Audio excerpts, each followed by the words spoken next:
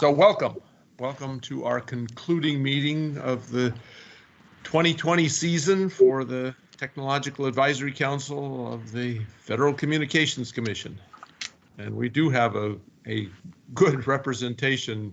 One of the amazing parts of this strange year is that people are generally a lot more available rather than less. So our TAC meetings have been the best attended ever, I believe, this year. So that's an unusual aspect of this. This is the meeting, of course, when we unveil the actionable recommendations that we have been laboring at through the year in line with the working group charters, the 4 working group charters that we have for the season. And so we'll look forward to having those. This morning, we are honored to have the chairman, Chairman Pai, will join us in approximately 25 minutes at 10:30 Eastern Time. Still having others join us here, but we'll look forward to that. And we will have, as most of you are aware, as members of the TAC, we will have a short overview of the actionable recommendations for the chairman, and then we'll seek his words of wisdom. As you all know, this is his last TAC since he will be stepping down as chairman. He announced on yesterday that he will be stepping down in line with tradition on the 20th of January with the inauguration of President Biden. And with that event, we'll be starting the process, which I'm sure is actually well underway, to sort out the commissioners for the next go-round. I do want to come back and talk a little bit about this strange year that we have had. This is clearly the strangest year in our respective lifespans. And for some of us, that's a long time, but it really is the strangest and most unusual, and not even just because of COVID, with the social unrest that we've experienced and with the highly contentious election cycle that we've just been through and is still even fomenting to some degree. It is really been a very strange year. But at the same time, this is kudos to the TAC members. You've done an amazing job at working through all of the craziness that has been fomenting around us and accomplished an enormous amount. And we'll, of course, be reviewing that here. As I talk about COVID, though, I will bring up one topic that is of enormous sadness, both personally and I'm sure to all on the call. And for those of you not aware, and Lisa's provided her permission, Lisa's husband passed away as a casualty of this terrible plague that we've all been dealing with. And Lisa, our hearts and prayers go out to you. Some of you are aware, others may not be, but Lisa's husband is actually a very significant player in our field, and you can maybe elaborate on this, Lisa, but it's my understanding he was meant to receive a major award himself next week, which I assume he will receive posthumously. But it's a real loss for us all, both at a personal level and even as an industry, to lose this significant person. And we actually, some of us talked about this yesterday, the appropriateness of or not of sharing personal details at this time, but we are in a certain way a family here, and our humanity is an important part of this. And so many of us have come to know each other very well through the years, and so Lisa's loss is our loss, and so we're really there with you.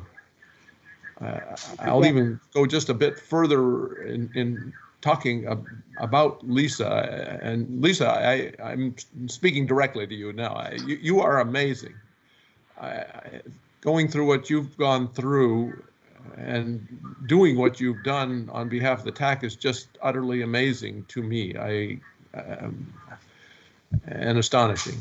But Lisa has continued to contribute and participate in the TAC activities while going through these very, very difficult times. And I'm sure there are others, but I will just provide a little highlight. Some of you are aware, but Michael has just returned day before yesterday from his own sad trip to Korea, which had him out for the last couple of weeks.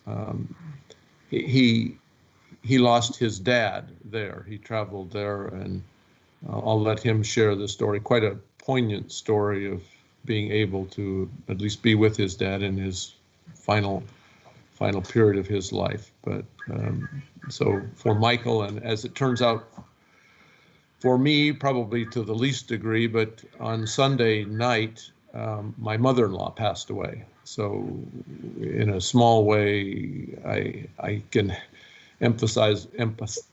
have even greater empathy participant is now joining. For Lisa's situation, because over the last couple of weeks we've been doing hospice and all of the things that are associated with that. So this is highly personal, all of this that's going on, and although I'm unaware, there are perhaps others in our group. It's a large enough group that perhaps there are even others that are either have gone through or are going through similar situations right now. So don't want to spend an inordinate amount of time on such sad topics, but it is a sad time, and we do need to recognize it. And it, coming back to the opening theme, it's the sadness of the time and the difficulty of the time as compared to the progress and the contributions that you have made as a TAC is literally amazing. And I really am more than appreciative for all of the efforts that so many of you have put in to make the contributions to the FCC that you have made over the course of the year, and that will again culminate in the presentations today. But really quite an amazing group of people you are. With that, let me I'll have more to say, but that's probably more than enough for me at this point. Lisa, let me turn to you. Would you like to share a little bit from your own personal standpoint, and even maybe talk a little bit about your husband and his great accomplishments? I would, and I can't tell you how much I appreciate the moment to share. The first thing I want to share is what an amazing family this has been. I've had a couple other losses this year, and it's a beautiful thing to see how much people have filled in the gaps, have lifted other people up, have helped. Adam carried so much through the final preparation today, and I cannot thank my team and the TAC in general, and especially Adam Drobot enough for it. And specifically to Ron Wolf, he is an industry icon. He's been in the cable industry for 40 years, started climbing poles. He was SCTE Member of the Year, which is quite an honor to have. He was on their board of directors for 3 years, and he has been inducted into the Cable Pioneers, and that ceremony is occurring virtually on Friday evening. And he works for Charter Communications. And I know on behalf of Charter, they're brokenhearted to lose him as well. And I know he would be so honored that you all took the time to listen to his accomplishments. And I want to thank you, and I want to thank you all personally for what a family you've been to me. Thank you.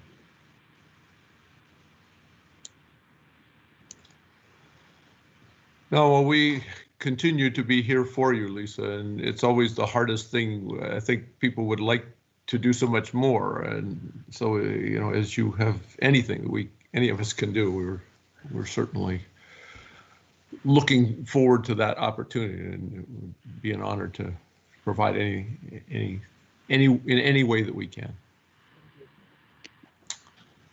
With that, let's move on, though it's somewhat difficult to do in many respects. But let me pass things on to Ron Rapazzi if he would like to offer his opening comments. Thank you, Dennis, and good morning, everyone. Yep, definitely 2020 has been a challenging year for many of us, both professionally and, of course, personally. Several months ago, we had our first TAC meeting of 2020. It was virtual. It was virtual because we were adjusting to the new norms with respect to dealing with COVID and changing the way we conduct business, the way we conduct things personally and professionally. At that meeting several months ago, I provided just a short update on how the FCC was responding to some of the issues that we were dealing with, issuing waivers and STAs to get greater spectrum access out there for telework, such as this. Distance learning. Many of us personally have school-age children at home. They're juggling schedules. Many of which are on this call, are juggling schedules, dealing with distance learning and making sure that things are done in the educational space as well as they could be done in person, or at least try to accomplish that. Telehealth. Many of us have remote doctor's appointments now, and the commission's tried very hard to get greater spectrum access out there through STAs and waivers to get to meet the demands of people having to deal remotely with even something as what used to be routine as scheduling a doctor's appointment. So a lot has happened over the last several months, and a lot of it, the work that goes on in this TAC is both important and relevant when it comes to things like spectrum access, getting greater spectrum access. The TAC's more forward-looking than in some cases, the more immediate responses. But nonetheless, the work of the TAC is extremely important from a spectrum access standpoint. TAC members and the liaisons are some of the most dedicated people I've ever had the pleasure of working with. The amount of work that went into getting to the recommendations that will be presented today was extremely challenging. The depth of the recommendations and breadth of the recommendations are truly impressive.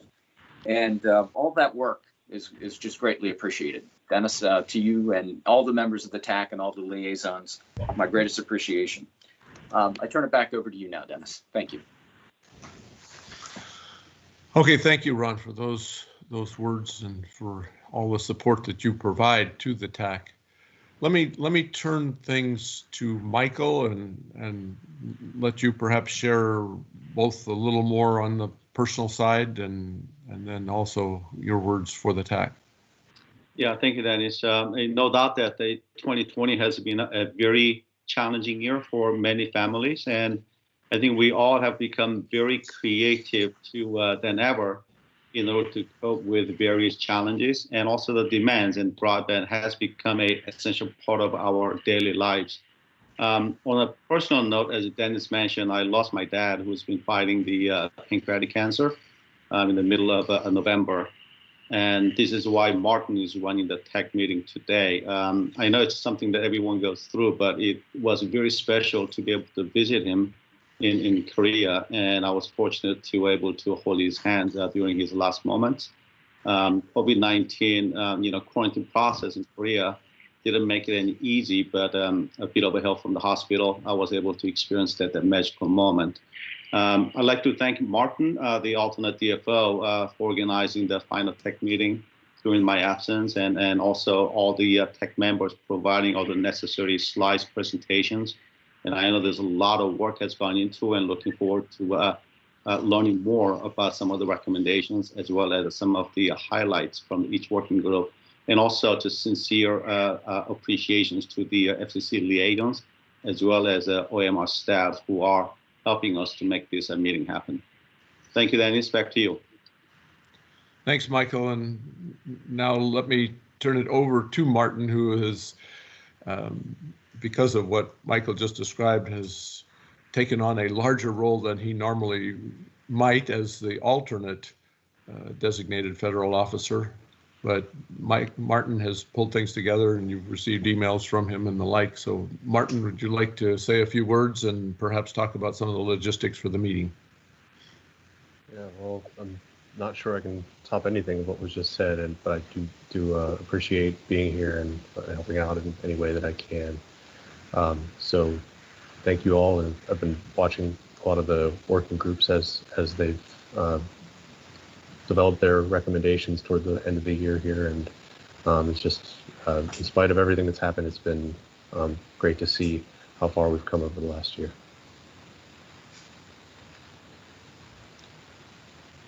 Okay, great. Maybe I'll take some of the logistics role here.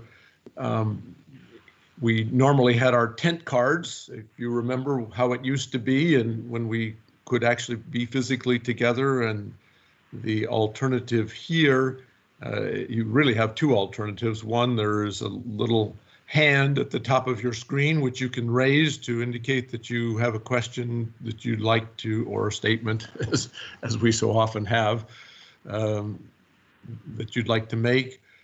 Alternatively, if you want to put it in the form of a chat, you can do that as well, and we'll capture the chat that you provide, and that message to the group, and that'll indicate the question or comment that you have to make, and we will turn things over to you so that you can verbalize that, but if there's a question, it'll give those who are presenting a little bit of a head start on what you wish to cover. So that's the logistics side. And are there any questions first on the logistics?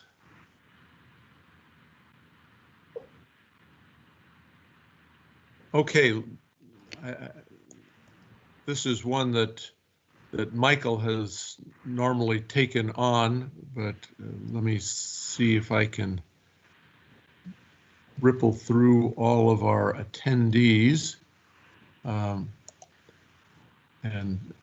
effectively get a roll call here. Hey, Dennis, I can jump in and do that if you'd like me to. Okay, that will be great. And we have the list. Those of you, if you want, there's a little icon that has the people on the left-hand side at the top of your screen. You can punch them, and then we can have the roll call and the indication of the organization that is being represented. So perhaps, Martin, you can read off the list, and then as your name is called, you can indicate your presence and your affiliation that way. So Martin, take it away. Okay, first on the list, Brandon Abley.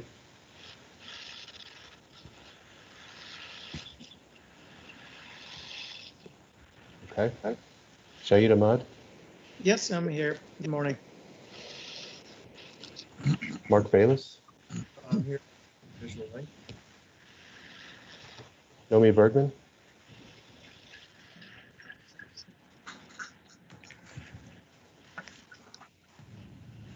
Might be on mute. I thought I saw her earlier.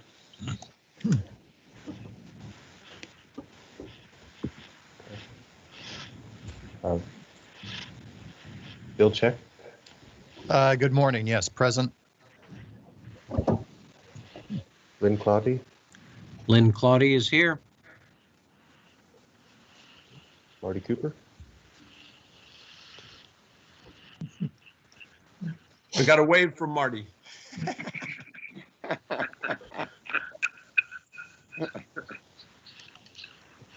I see him here, so. Yeah, no, he waved. Oh, I didn't see it. I'm sorry. Okay. I thought you said he got away. Okay. Brian Daly. Yes, good morning, Brian Daly, AT&T. Thank you. Satish Dhanasekaran. Good I morning. think I saw him on. Thank you. Adam Drobot. Good morning. Adam is here. Okay, thank you. Jeff Forrester. Yes, good morning. Jeff is here. Dick Green. I'm here. Good morning, everybody. We already saw Lisa. Russ Jarek. Russ is here. Cisco. Dale Hatfield.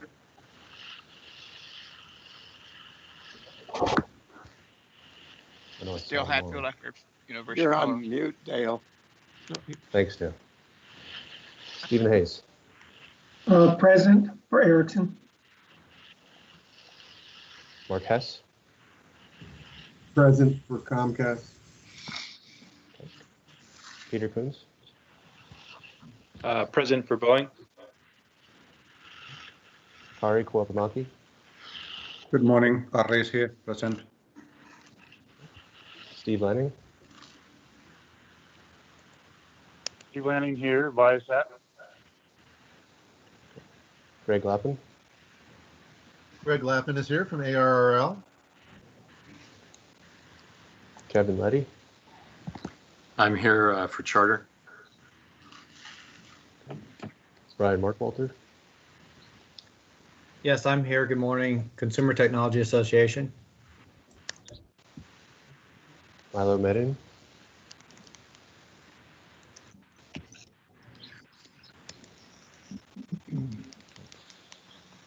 Milo. Okay. Lynn Merrill. Yes, I'm here with Monty Lee and Company representing NTCA. Paul Meisner. Yeah, Paul's here from Amazon. Jack Nasielski. Yes, hi everyone. Jack here from Qualcomm. Mike Noraki. Yes, good morning from Addis. Okay. Art Nichols.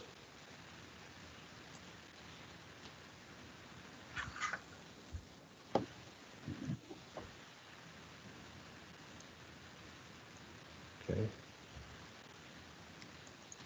Madeline Noland.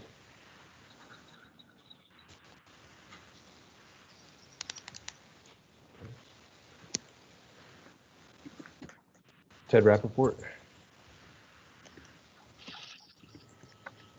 Okay. Renee Dennis is here. Jesse Russell.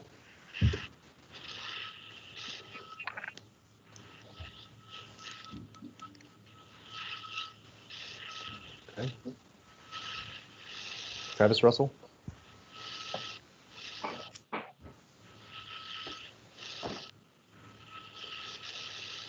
Hans-Jürgen Schmidtke.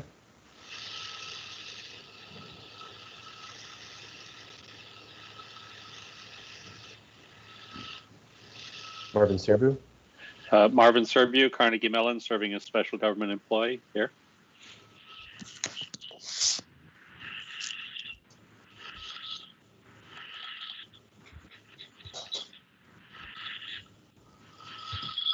Yeah, sorry, Mark. You became muted here. Yeah, unmute yourself, Martin. Right, I did. Kevin Sorry. Sparks. It's okay. Yes, Kevin Sparks from Nokia here. Okay, Paul Steinberg. Good morning, Paul from Motorola is here. Tom Swanabori. Yeah, good morning, Tom Swanabori from CTIA here. David Tennehouse.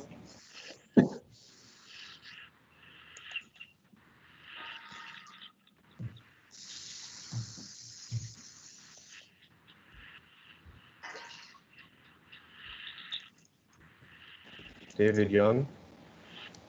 Good morning, Martin. David Young from Verizon is here. Tom Van Meter.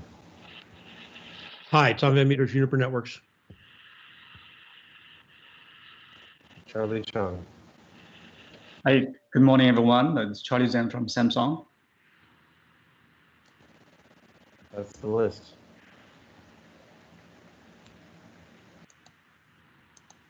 Very good. and we should be almost right on time. I'm laughing a little bit inside because yesterday when we talked about this, we thought we would probably have some amount of time after we had done the opening comments and the roll call and all the rest before the chairman's arrival. But at least according to my clock, we have precisely 1 minute. So we don't have to worry about the dead time or the potential thereof. So I assume our chairman should be arriving momentarily if he's not already on. I don't see him on, so I presume he's not yet joined us.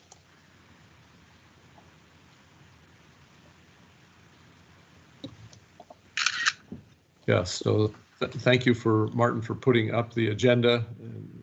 This is we're actually exactly on time, or 1 minute early. So the next section we've allocated 5 minutes for each of the working groups, and preferably 4 or 3, but 5 minutes I'm sure will probably be utilized by each of the groups to talk about their work, and in particular there are those all critical actionable recommendations to share with the chairman. The order will be the same as the order for presentations later. So Artificial Intelligence Working Group first, Future of Unlicensed Operations second, 5G RAN Technology third, and 5G and IoT Working Group fourth.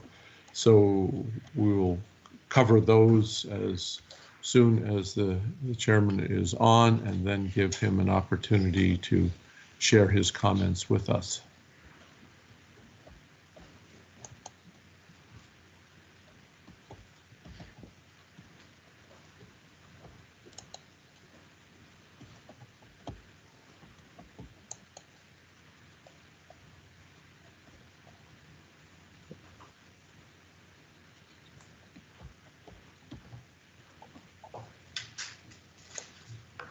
Given this,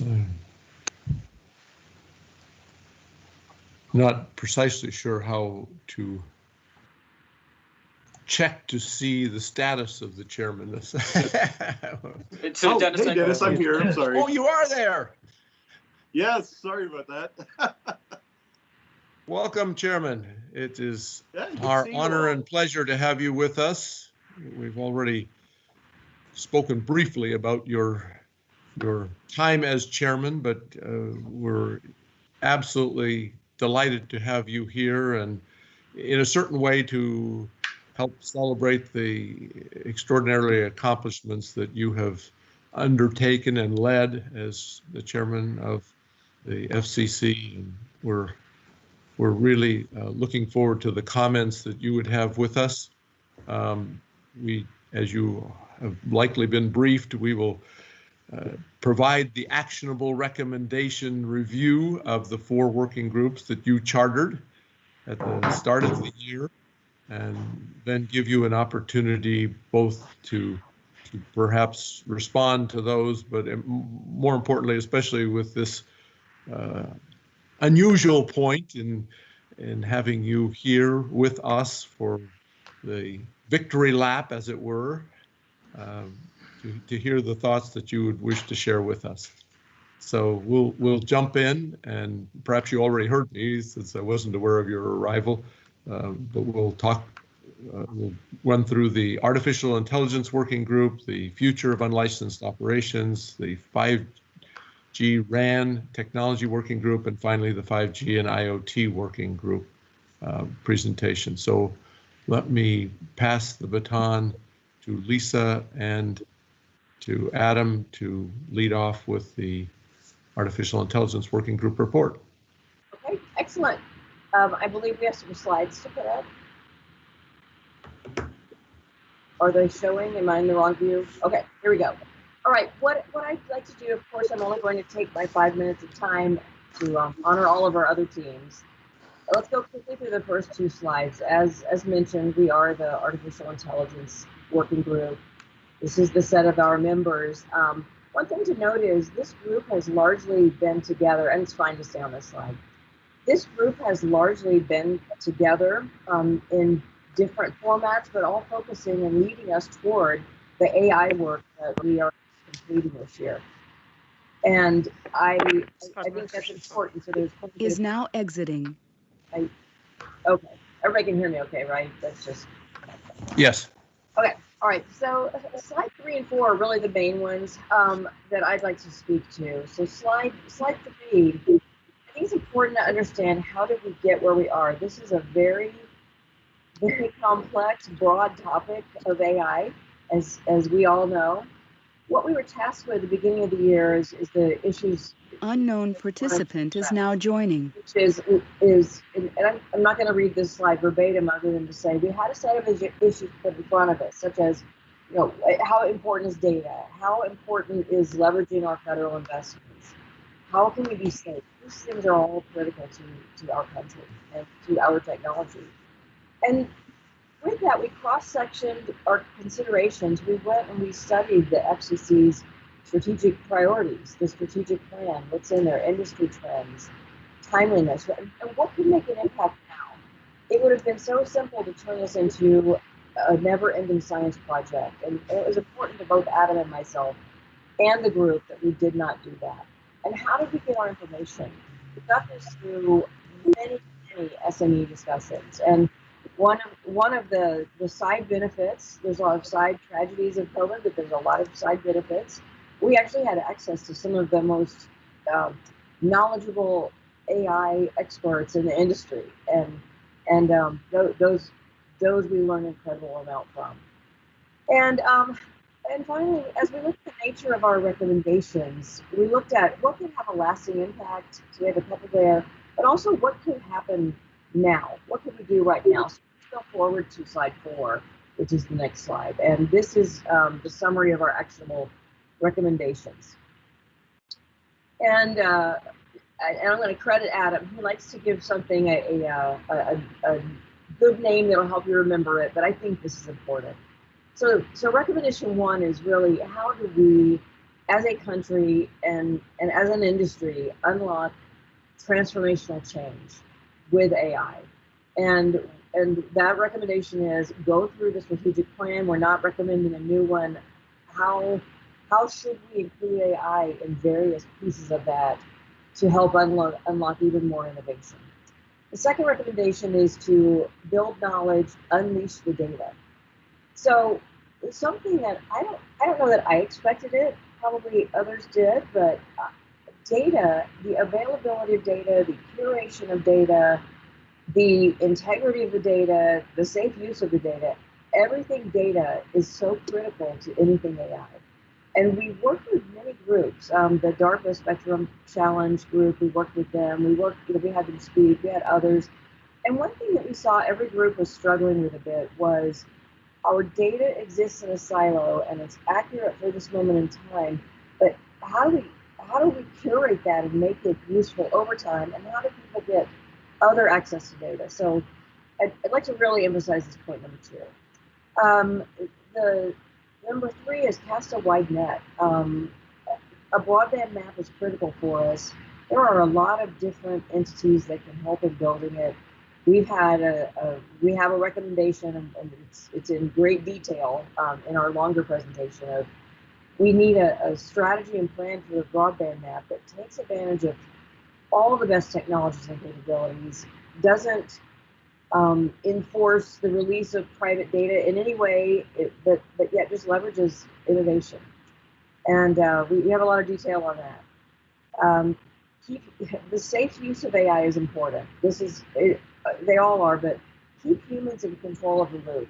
If you think about how AI speeds up everything, think about how much AI will speed up the unsafe use of things if we let it keep going. And there were many examples and many speakers who came and talked to us about specific things. And again, this is all captured for any leisurely reading in our long presentation and our white paper. But this is important that humans stay in control. And then finally, get your feet wet. This is find some short-term pilot projects that will provide value immediately, that are capable of being defined fairly quickly, and can be completed within a year or two. And that will solve some ongoing problems and, most importantly, teach the organization what unintended consequences might there be, what things do we need to learn, how might we want to change a few charters, how might we want to grow, but get your feet wet with pilot projects. And so with that, I'll go to the thank you, and Dennis, I will turn it back to you.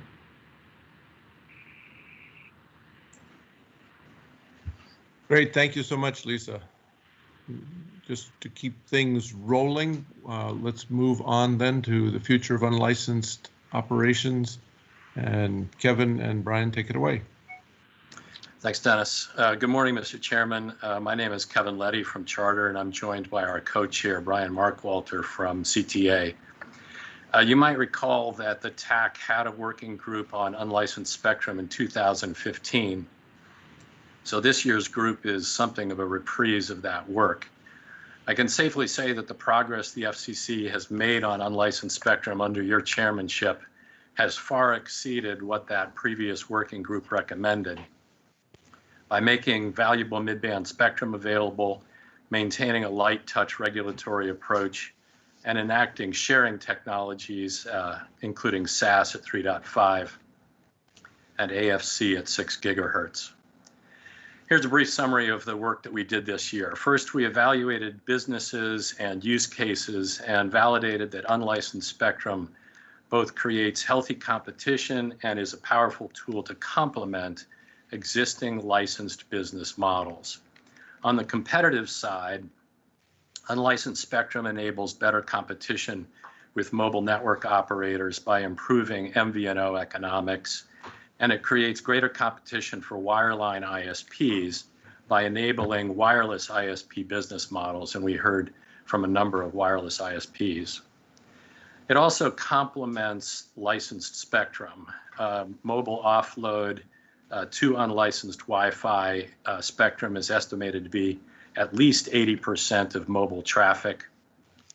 LTE is expanded via LAA, and Wi-Fi extends the ISP's wireline networks. Just as an aside, Charter estimates that about 95% of the devices connected to our broadband residential network are connected via Wi-Fi.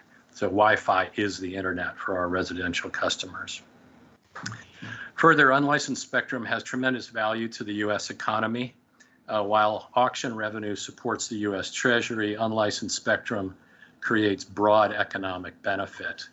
The Wind Forum estimates that the 500 megahertz of low and mid-band spectrum at 900 megahertz, 2.4 and 5 gigahertz is estimated to have contributed $500 billion in value to the U.S. economy in 2018, and that's only rising. So we commend the FCC for continuing to prioritize unlicensed spectrum in recent years, including unlicensed and lightly licensed initiatives at 5.9. Thank you for the recent ruling. 6 gigahertz, 60 gigahertz, and the CBRS bands. One thing that our group focused on heavily over the last 6 months of the year was the evolution of sharing technologies, which have made more spectrum available for unlicensed operations. And we see a lot of potential in the rollout of more sharing technologies, and that's the main focus of our presentation today. Now let me turn it over to Brian for our recommendations. All right, thank you, Kevin. Next slide, please. There we go. And thank you, Chairman Pai, for your leadership and leadership of the TAC. This has been a fun working group for us to explore this year on unlicensed spectrum. So we have 3 recommendations. The first one is the easiest, which is to keep doing what you're doing. So we examine in a good bit of detail the balance between licensed and unlicensed, the approaches that the industry is taking. We even looked at regulatory approaches in Europe to see how they were handling unlicensed.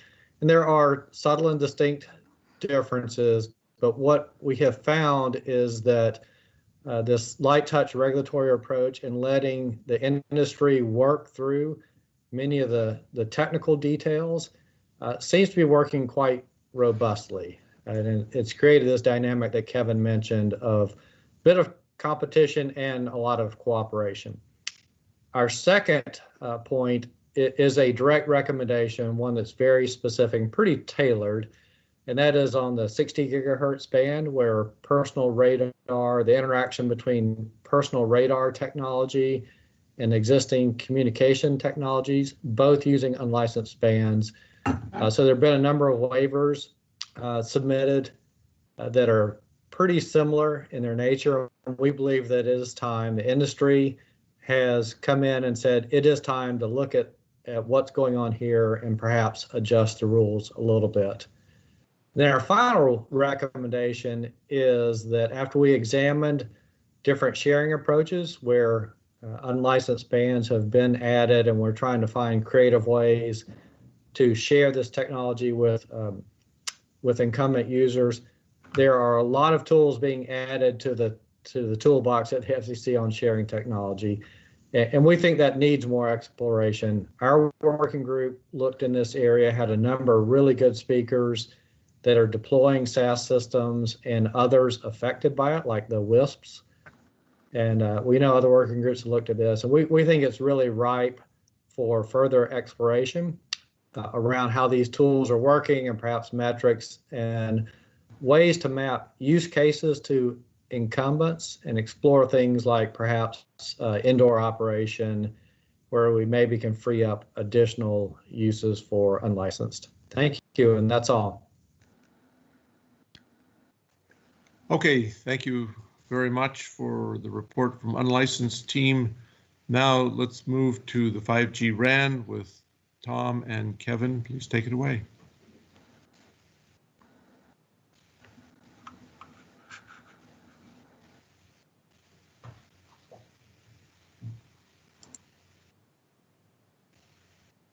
I think you're both muted. You are right. Sorry, I was diving in, and let me start again. Hi, Chairman Pai. I'm Kevin Sparks from Nokia, and I'm joined by my co-chair, Tom Swanabori from CTIA. We've led a new work group this year on 5G RAN technology. If you go to the next slide, please. So as a new work group in this area, we had sort of a lot of sort of groundbreaking and level setting to do at the beginning. Our charter really broke into sort of two broad areas. One was a broad overview of 5G technology evolution. So how does 5G compare with previous generations? And what are all the new technologies and what impact do those technologies have? The second part of it was really a deep dive of many different questions on the impact of all these new technologies, and particularly the more dynamic forms on spectrum management and interference topics, which of course are of prime concern to the Commission. So we shaped our plan for the work group around this. In the early part of the year, we really did an end-to-end analysis of sort of each of the various parts of the RAN. So all of the RF components, the user equipment components, the front haul, and then the baseband processing parts of the whole RAN chain. So looking at all those areas and what's new, what's moving the fastest, what's bringing the most dynamics into the picture. So we really spent quite a bit of time with a lot of SME presentations on deep diving on many of these different parts. Then we sort of assessed that, focused down on what we thought would have the greatest bearing on the spectrum management and interference topics. And so really what we focused on from the middle of the year on has been all of the dynamics associated with advanced antenna systems. So systems which do beam forming and beam steering, and then broke into a number of different topic areas. The areas of most importance related to AAS and essentially interference management. So if you could go to the next slide, please. So this is kind of an overall of the first part of the work group, where we looked at all the areas of change, and then we categorized in particular what forms of dynamics that there are. Now, 5G is, as we all know, is a huge change from previous generations, very multi-dimensional in the kinds of changes that it brings with new technologies, new architectures, and new spectrum, all sort of combining to bring a lot of new capabilities in place. When it comes to the types of dynamics, we kind of broke this down into 3 parts. One is sort of the digital dynamics. So this is largely concentrated in the baseband processing, to some degree in the front haul, and also in the flexibility of the devices that go into the user equipment as well. Huge advances here, many new degrees of freedom, many degrees of configurability in this area. However, all that freedom, it brings a lot of capabilities, but it by itself doesn't particularly challenge spectrum management and interference management to a great degree. We also looked in the RF part of the chain in terms of how configurable these components could be over time, kind of getting towards that ideal of a software-defined radio, if you will. And really what we found was that while these areas are all progressing, the amplifiers, the D-ADA converters, and all these things, they continue to advance, but they advance to be able to handle the wider spectrum and the greater needs, not so much configurability. So we didn't really see RF configurability or, these really full end sort of software-defined radios as bringing many challenges. The third area is the dynamics of the RF itself, meaning when you're using advanced antenna systems for beam forming and beam steering. And this is a major area of benefit and but also of challenges when it comes to the work of the FCC. So the red area here is really where we've focused the latter half of the work of the work group, and where we've also focused our areas for recommendation. So if you go to the final slide. And we'll have to move along very quickly here if we could. Yes. So these are the 5 areas of recommendations in these topics. The first one was really looking at near-term areas, and a lot of this was informed by the recent C-band multi-stakeholder group. The area that we really drew attention to was in the area of TDD synchronization, which is really applicable to any band using TDD, and the realization that there needs to be a very careful consideration of the trade-offs associated with synchronization, because there really are trade-offs between customization of use and general utility of the spectrum. The second area has to do with equipment authorization from the charter. And here we think there's more work to be done to identify whether field strength limits should be part of the directly as part of the certification process, as today it's sort of indirectly part of it as a way of estimating the EIRP measure, which is how it's codified, and a couple of areas that we feel are important for future study here, which could have a lot of benefits. The third area, sort of related to that one, but more in the planning part of the cycle here, is in characterizing radiated emissions. And here, again, this is a very deep topic, which we were able to go into fairly deeply, but there's more work to be done for sure. We think this is appropriate for a multi-stakeholder type group to bring in a lot of RF expertise to be able to assess the impact of these dynamic radiations from these AEF systems and how they would affect different sort of victim systems, because you don't want to be too conservative, and you also don't want to do harmful interference. So it's a balancing act that's going to require considerable technical expertise. Fourth area has to do with identification of transmitters for purposes of interference mitigation and interference, identification. And here we looked at both RF fingerprinting and explicit transmitter identifiers, and we see these may be complementary, but there's more work to be done to see how these could be built into standards, particularly for systems going forward when it comes to the identifiers. And the final area is more a longer term potential of active interference management methods, where again there's a lot more work to be done here, but it kind of forms into two parts. One where you're leveraging what's being done within systems, say within cellular systems today, and apply that across different types of systems in an active closed loop interference management way. And the second, which can be complementary with that in the long run, would be to drive for much more data-driven propagation modeling, which can help in many different ways for planning, mitigating interference, and in general improving the utility of the spectrum. So with that, I'll turn it back to you, Dennis. Okay, and we have not done so well with our timing, so we're going to have to really rush here. Russ and Brian, take it away. Brian, you going to open it up? Sure, yeah, I'll go ahead and start. Thank you, and thank you, Mr. Chairman.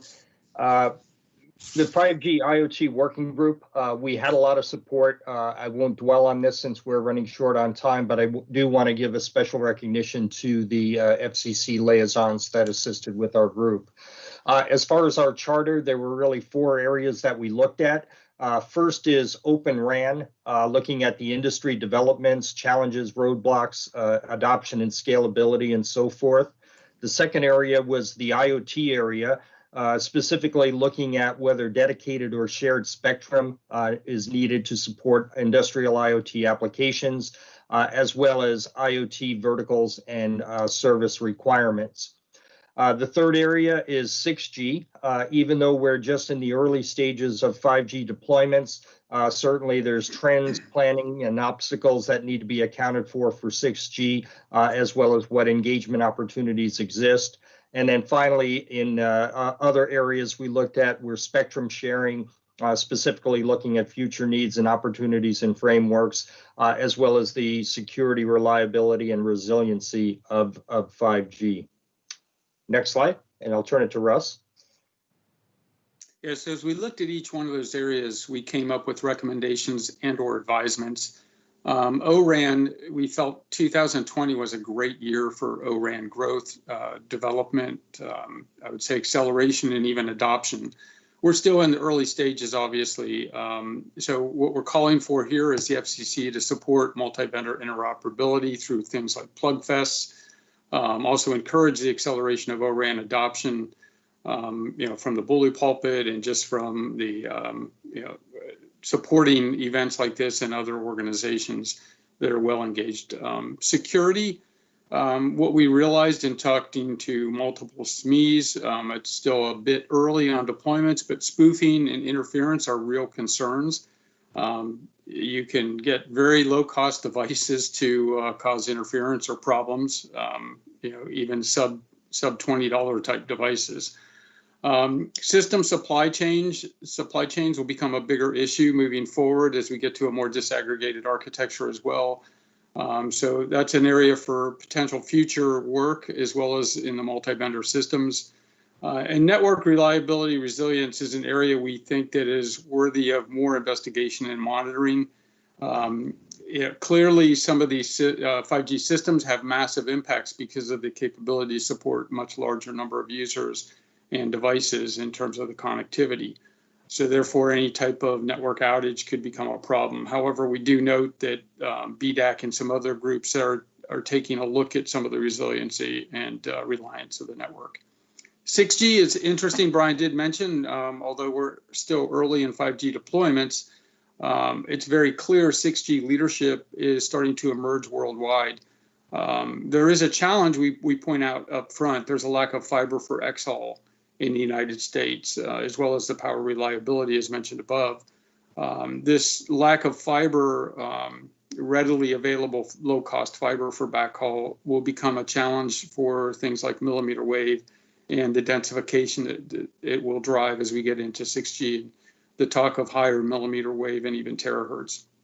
Architectural changes in 6G that are interesting to note and the FCC should keep an eye on are the evolution of IAB or evolved IAB, as well as mesh networking. IAB is a part of 5G, but you'll see probably more of that in 6G, also with the lack of fiber backhaul.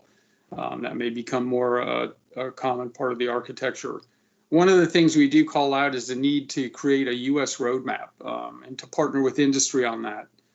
Specifically, there's a couple groups that are emerging. For instance, Addis has put forth NextG.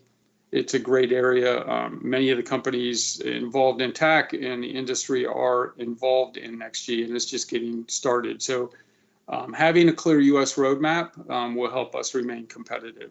And readiness for the terahertz, it's very uncertain. So the FCC should support research in that regard as far as terahertz connectivity. Moving up to spectrum sharing, clearly there's some great successes that have come out, including CBRS and the PAL auction this past summer. What's needed, though, is probably a high-level framework because all spectrum is not the same. I think you get that very clearly and understand that. So a framework or guidelines and rules, we've got a high-level framework we put together in more detail in the deeper presentation. But sharing is clearly dependent on the spectrum band, the incumbents involved, and the expected uses. Interference is one of the big issues we call out that needs to be quantified, measured, and enforced as we move to what we think would be best a data-driven model. I think all four working groups are supporting this proposal in terms of a formal FCC TAC working group in 2021 just on spectrum sharing to take a much deeper look because it is a very complex area. And then specifically when we talk about IoT, this is the last area. We kind of narrowed down a bit on industrial IoT. We looked at a number of different verticals from transportation, healthcare, cities, manufacturing, et cetera, enterprise. And there's clearly enterprise use cases and industrial use cases are emerging very fast. You're seeing announcements on deployments with 5G around the world. But the demands vary widely in terms of the QoS and determinism that's required. Industrial is one why we termed this one IIoT that has probably the quickest time frame and the most demanding determinism needs. And therefore, locally licensed spectrum is desired to provide necessary determinism control. If you look at the example of BNetza in Germany, which I'm sure you're familiar with, providing 100 megahertz of private spectrum, and then now they're looking at adding millimeter wave. That would be a potentially good model to take a look at and how that would work in the United States. And then we did also an examination on what type of spectrum. So part of the focus should be on spectrum reuse. So millimeter wave would provide high reuse. Mid-band would also be suitable, though, based on the analysis we did. So hopefully we didn't go too long there, Dennis, and we got things back on track a little bit. You're muted, Dennis. Actually, I have to apologize to the chairman. We did not hit our 5 minutes per each marker. I think we had so much to share. So my apologies, and hopefully you have a few moments to share a response and then words of wisdom, pearls of wisdom we can take with us, Chairman. Well, thank you so much, Dennis. I certainly cannot promise any wisdom. Clearly, the wisdom on display during this call and over the past year on the council has far exceeded anything I could contribute. But thank you, Dennis, for giving me the opportunity. And thanks as well for the very generous words. Honestly, all the credit for anything that we have done over the last 3.5, 4 years is due entirely to the FCC's incredible staff, all of whom you know and treasure, as well as many of you who have helped contribute to the working streams across the agency. So you really appreciate the credit, and I will certainly distribute it as appropriate to the FCC staff. Also, I want to say congratulations for yet another productive year on the TAC. Just looking at some of the slides that you just presented, it's just incredible the breadth and depth of some of the issues that you tackled and the care with which you tackled them is truly just incredible. So I want to thank you for that. And you've done it obviously in a very disruptive context. Of course, I'm referring not just to the pandemic, which has of course changed us to a virtual setting, but also the absence of Julie Knapp, who is of course our prize chief of OET over the past many years. So I also want to say just a heartfelt thank you to all of you for all you've done over the last year. In particular, Dennis, to you as the chairman of the TAC, just a fantastic leader, great expert, and also to the members of the TAC. I recognize that all of you are volunteers. You're not getting paid to lend your expertise to the FCC's thought processes, and every minute you spend has enriched our ability to make more informed decisions. And in particular, I want to express my gratitude to the leaders of the working groups for all of the work that you have done. And I'll have a little bit more to say about that in a second. I also want to thank the members of the FCC staff who have helped be the liaison between the TAC and those of us at the FCC, and in particular, our designated federal officer, Michael Hobb. He's just done a great job at OET and with respect to the TAC. And in this regard, I also want to extend my condolences to Michael. I understand that his father recently passed away, and I do hope that his memory will always be a blessing. And yes, certainly our thoughts and prayers are with him. I also want to recognize other members of OET, Ron Rapazzi, the acting chief, Manisha Ghosh, our CTO, and of course, Martin Doxcat, who I see here as well. Thanks to all of you for your work. Now, obviously, I've been asked to talk about how important the TAC's work is, but as my third grade math teacher used to say, show your work, don't just talk about it. And so I think the best way for people to understand the value of the committee is obviously not listening to what I might have to blather about this morning, but is looking at what the commission has actually been doing. And some of that you've hinted at in the presentations of the working groups. Just a week from today, we're going to be kicking off the auction of the lower 280 megahertz of the C-band from 3.7 to 3.98 gigahertz, the largest mid-band auction in American history for 5G. And all the while, we're preserving the ability of satellite services in the upper part of the band. And we're doing all this on an accelerated time frame that was thought unthinkable just a year or two ago. Earlier this summer, as was mentioned, we successfully completed an auction of 70 megahertz of the 3.5 gigahertz band, so-called CBRS. And this was our first ever auction of licensed spectrum for 5G. And also, thanks in part to your work, we completed the necessary technical work so that the band's entire 150 megahertz is now available and useful for the private sector. And many of them are starting to do that. Everything from the traditional providers to companies building up private LTE networks that can meet their needs. Last month, as you might have noticed, the FCC adopted a plan to allow unlicensed operations in the lower 45 megahertz of the 5.9 gigahertz band. This was an old chestnut that had been sitting around, and we finally decided to crack it, and we did, providing 45 megahertz for unlicensed, for creating a 160 megahertz wide contiguous channel of the spectrum adjacent to it, as well as a 30 megahertz spectrum for intelligent transportation services. And we threaded the needle, I think, in a way that was thoughtful and allowed everyone to come away with a win. And these initiatives, as well as others, have relied on the heavy-duty technical and intellectual foundation that you have all helped to build. And they prove that your recommendations don't sit on a shelf, they don't gather dust. And certainly that's not the way I've viewed it at all. We take your work very seriously and incorporate it into our decision making. And for me, at least, the PowerPoints that you share, and I've got electronic copies on my own laptop, I'm going to be studying those closely because on each of these issues, whether it's directly related to our work or adjacent, you've given us a lot to think about. And I think that's going to filter its way into our work in short order. Now, speaking of which, your work is not just to focus on where we are, but also where we're going. And in that regard, I think that the working groups have done just a fantastic job. I'll start, of course, with the first one, which was the AI working group. I mean, you're on the vanguard of where technology is going. And I think 5G and AI, and frankly, communications generally in AI, we're going to become increasingly integrated. And I think the combination has the potential to revolutionize the wireless experience. Here I want to thank the leader of the working group, Lisa Guess, for the fantastic presentation, and here to express my condolences on your recent loss. My family's thoughts and prayers are with you at this difficult time as well.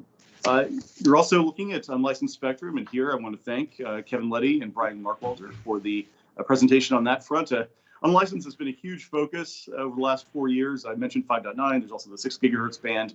We have as well the 60 gigahertz issues we've been focusing on, as well as lightly licensed and CBRS. And none of these issues has been easy. I have a lot more gray hair and about 20 pounds as a result of the work we've done on unlicensed, but nonetheless, it's been important work. And I think your working group activities have been very helpful in that regard. I'm also very excited about the work of the Open RAN working group here. Thanks to Kevin Sparks and Tom Wanabori for the work on that one. I mean, it's incredible to see how we've progressed from where we were just a few years ago, where it was thought to be an irrevocably consolidated full stack hardware vendor marketplace, to now where we're talking about Open RAN components that can virtualize a lot of this and put the keys to security in the hands of the network operators, and also create a much more complex environment that suits the operators and the users much more. So the work that you've done to think about Open RAN architecture and security and some of the other issues has been exceptionally important, and will only become more so in the time to come. And last but not least, the 5G IoT working group. I mean, to Russ Gurick and Brian Daly, thanks so much for the work on that. And your recommendations in particular are pretty broad. There's a lot for us to think about over the next several years in terms of Open RAN and security, 6G, which of course is not that far away, spectrum sharing, and industrial IoT as well, which I think is going to be one of the harbingers for the IoT revolution that is coming. So you've definitely highlighted some issues that we need to think about, and I'm confident that the FCC will. But in large, I want to say, just thank you again for the work you have done. One of the things I've noticed in this job is that you can only do it if you have a sense of humility about what you know, and more importantly, what you don't know. And I have found the TAC to be incredibly useful in filling in that gap in terms of what I don't know, which is pretty substantial. So thank you for all the work you have done to help educate me, to help educate the Commission. I'm confident that your work will be seen in time as the foundation for the extension of the communications revolution to every American, so that everyone can benefit in the technological bounty of the time that we are in. So I don't want to overstay my own welcome, but to just say thank you again. Hope you had a wonderful Thanksgiving. And as the holidays approach, I can tell you that of the many things I'm grateful for, it has been the chance to collaborate with all of you over the past several years, even in a virtual environment. So thanks so much. Thank you, Mr. Chairman, both for your numerous expressions of your appreciation for our work. That really is special for us, and even more so for the support that you've provided, and leadership as well, in establishing the charters for the working groups, and the continuing support as well for the overall group. And taking a personal moment, I really appreciated the support you've shown to me personally, and I thank you for that. I also want to congratulate you on the successes, once again, of the FCC. You've outlined some of them, but this really has been quite a run that you have had at the Commission, and we really do appreciate that. And we look forward to the future. As you are still a young guy, you have a lot of miles left in the tread, and we really look forward to your next adventure, and look forward to finding ways to continue to stay engaged and to support you in whatever way we can. So I speak for the whole group, I think, on that count. So thank you once again. Really appreciate it. Don't give my mother any ideas by calling me young. She still thinks it's time to go to medical school. So yes,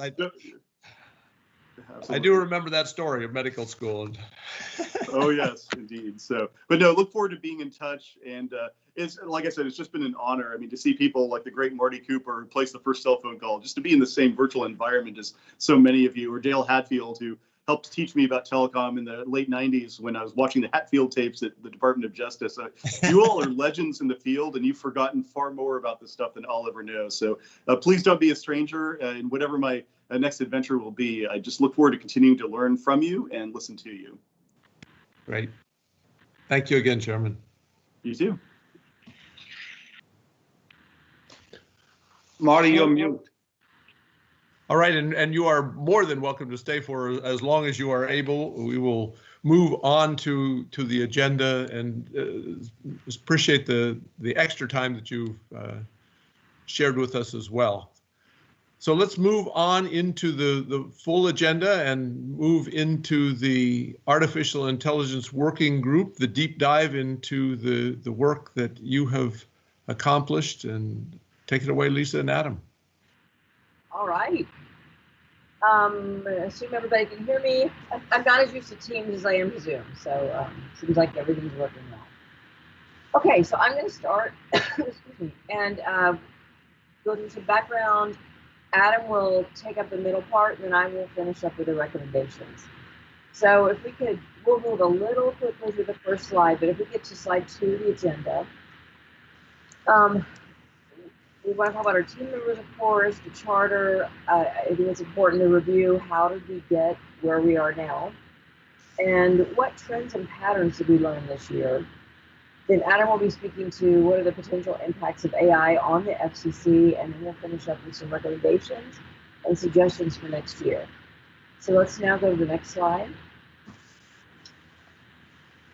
And then after you get there, we might as well just move on.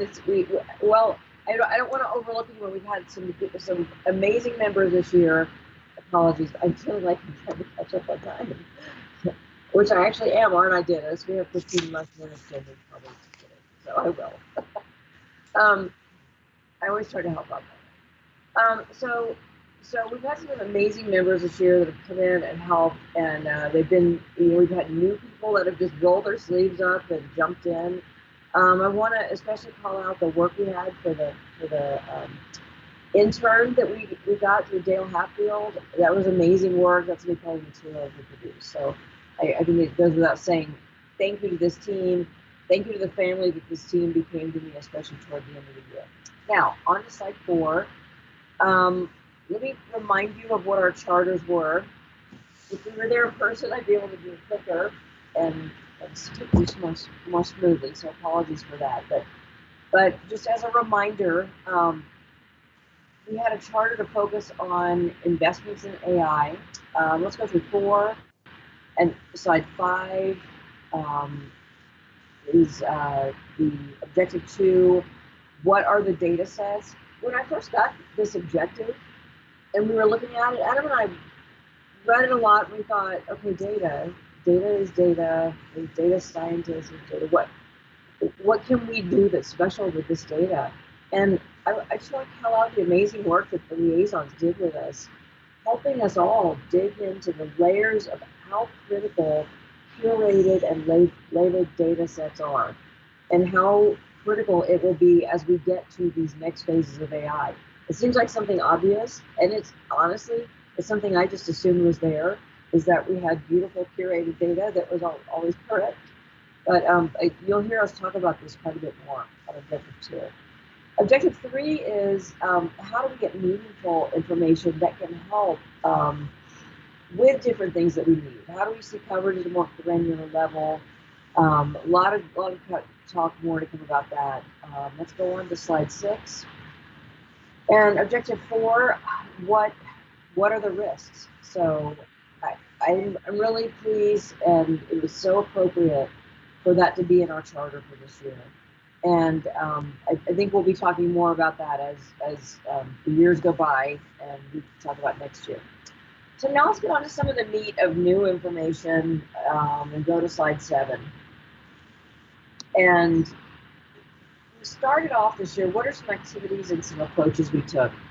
So this was a huge topic, but we were all determined collectively, after doing a lot of study for over a couple of cycles, we were determined to get to end product that is actionable, that is useful to people, and that can stand on its own and be leveraged as reference material going forward. And so we started by forming a couple of sub-working groups to try to break this large charter apart. And the first one was on federal and public investments, and it was led by Nagin Ahmayat. She is on as I believe an honorary member, or I don't know the exact term, so you have to apologize. But she's on listen-only mode, but I do want to acknowledge all the work she did. They met on a weekly basis and really pulled together a lot of information on where we've already had investments in AI, where it can be leveraged, what might we want to do. Really provided a lot of good learnings for the group. The other group, led by Dave Tenenhouse and Millie Bergman, Sujata was also a part of this, and that group hit it out of the park as far as really defining safe uses of AI. And as was alluded to earlier, there are literally probably hundreds of pages of documentation that have come out of a lot of the work from this working group. And I would encourage people to look at it later, look at it over the years, and this in particular is an important set of knowledge on the safe use of AI. And as I already acknowledged, I'd like to acknowledge Gabriel Lennon, who put together an extensive appendix on where we can all go find more AI information. So on to slide 8. Let's see. I always keep it on time. The approaches are, you know, we have weekly meetings. I have to say, me personally, I put more hours in this year than I ever have, but this was such an investment of joy to learn more about this and to see the difference it can make. So we have weekly meetings, and those are key. I think those are useful. Something we did toward the end is we broke into not just sub-working groups, but small sub-teams that were very limited in scope, and really not. It was really more about let's get these people together for 3 one-hour sessions and pick their brains. And I think that was a best practice, that if I were to co-chair something again, or if any other co-chairs are looking for something, I believe we were able to really get the best knowledge out of people's brains to get into this work. The other piece is discussions with the liaisons. They were always available to us if we had questions or discussions. I want to call all of them out as being so helpful, and thank you so much for being there for us. All right, slide 9. More of approach and activities. I want to get to our trends, so I'm going to skip through this a little bit. You know, we've already talked about our charter. We found a lot of trends, and something that let's look at bullet number 3. So I think it was important for ourselves to go ground back into what is the FCC's mission and what's its responsibility, because AI is a big, unwieldy topic. And so we did that quite often, and many of us would remind us to do it. Adam in particular, you know, in fact, we would distribute the FCC strategic plan regularly and say, are we on track to making sure our work is relevant and is in a time frame that is actionable. So that was you know, that was important in this group, but I believe if we hadn't done that, I think we would have still been on a science project. And as such, it still is often a science project. So let's go on to slide 10. And again, I'm trying to leave enough time. I'd like for Adam to have time to talk about the approaches, but you know, in our approach, we can consider input from a lot of different experts. The speaker list is in the appendix of this 88-slide presentation. So Russ, I don't know if you beat us this year or not. We're not going to go through all 88, but that I encourage you to see all the speakers, and we leverage their information, their knowledge. Some things were, and it was nice because some things we didn't necessarily totally agree. And we were able to think about things in very multifaceted ways. So let's go on to 11. And in structuring our efforts, we went along 2 axes. You heard me mention this earlier when Chairman Pai was on. What are strategic issues? I love using my hands and my camera can't see. We looked at 2 axes. We had strategic issues that are important for the FCC and will have long-term impact. But again, it needed to be actionable. And the first is incorporate things into the FCC's own plan. It's a process the FCC does regularly. It's not something new and different. It's saying, as you're updating the plan, incorporate this. This will be more strongly come out in the recommendation.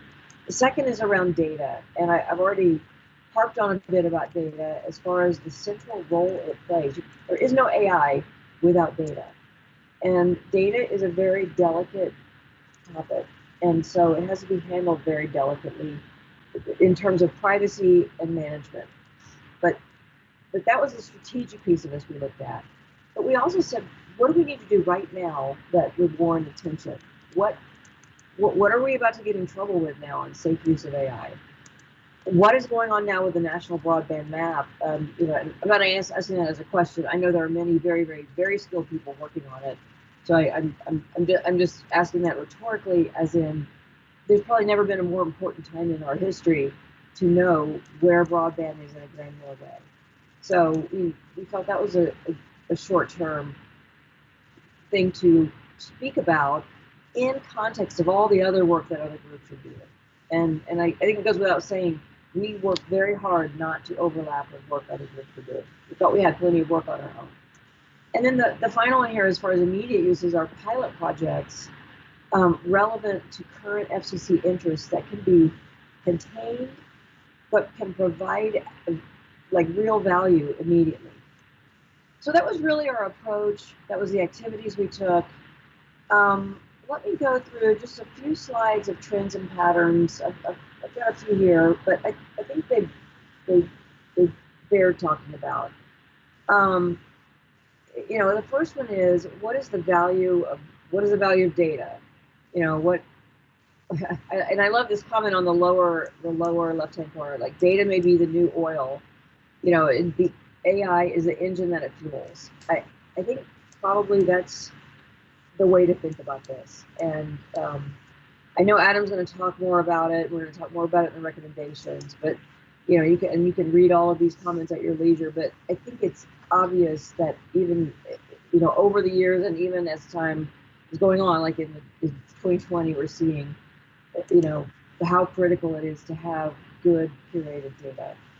Other trends and patterns are to watch for the new business models and new technologies that will evolve. I've got a slide I'm going to talk to more on this, but really, if you look at all things going on with technology, efficiency, people, everything has a customer focus. Everything is happening at lightning speed.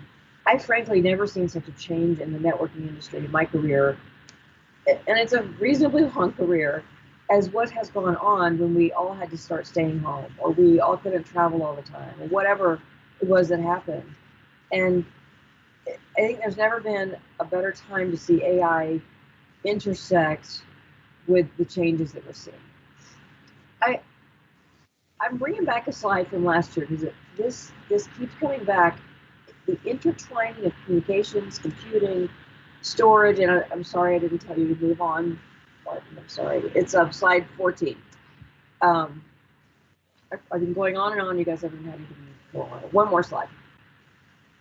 So this slide, I want to give Dave Chenenhouse some credit, well, all the credit for this slide, and say, I think as an organization, and maybe even as part of the industries that we're all in, we think a lot about connectivity and communications, and and in some ways that's what we've had to do so that we could keep the privacy of data, we could keep the privacy of customers, and we could manage the network hierarchies. But as you see AI emerge, you're starting to see the intertwining of not only communications, but compute models that exist all through the network, storage elements, and I don't mean big giant storage, I mean like small storage elements that exist everywhere.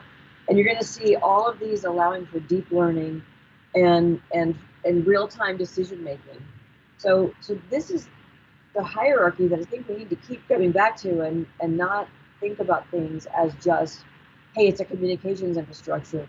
It's actually, how are we getting things done, and how are we leveraging, and if you go to the next slide, how are we leveraging an overlay of an AI model on this? AI can't exist sitting in a big giant data center somewhere with big pipes going somewhere. Yes, we will always have giant data centers. Yes, we will always have giant pipes. But more and more things are going to become more and more granular, more and more, this one's Lisa's opinion, but more wireless. Wired networks will always be important, but it's going to be this variety of architecture that actually will enable AI to take off. We're going to be shocked at, I predict, in 5 years we'll be shocked at what all we can get done with the networks, the compute, the storage, that we have today and the place it will evolve soon. And if we could go on to, let's skip slide 16, and I think slide 17, if we go there, a couple of factoids just to so I can talk about data a little more, but over 90% of the data stored was created in the last 2 years. That's pretty darn shocking. And less than 0.1% was analyzed. This is some of the findings we came to. When you get an AI machine that can train and learn on this data, imagine what insight you can gain from it. And if you go on to slide 18, and Adam, get ready because I'm going to send it to you soon. This is a place that's near and dear to my heart, which is the shift, and I'll tell you in a minute. But I went to a little company that does wireless, and it in a world where when they started, they sold through Best Buy, and it was a world dominated by consumers, and it was LTE, and and that's the world then. Hopefully that's not me looking those iPad. And you look through the years though, and now I see, just in my world, I see now this is industry, it's IoT, it's automation of just about any system you can think of. It's enterprises that are running in totally different ways. It's I could go on and on.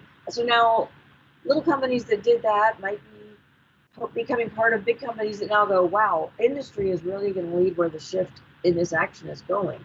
Network connections, and we have, I think we have this data, I'm pretty sure it's in the white paper, but network connections that used to be dominated, and thought about by consumers are now going to be led by industry. Machine to machines will become more important. That's not just a buzzword. It's happening now, and it all ties back into how does AI play? How does safe AI play? How do we curate data? And how do we make sure we leverage our investments to get the best innovation we can?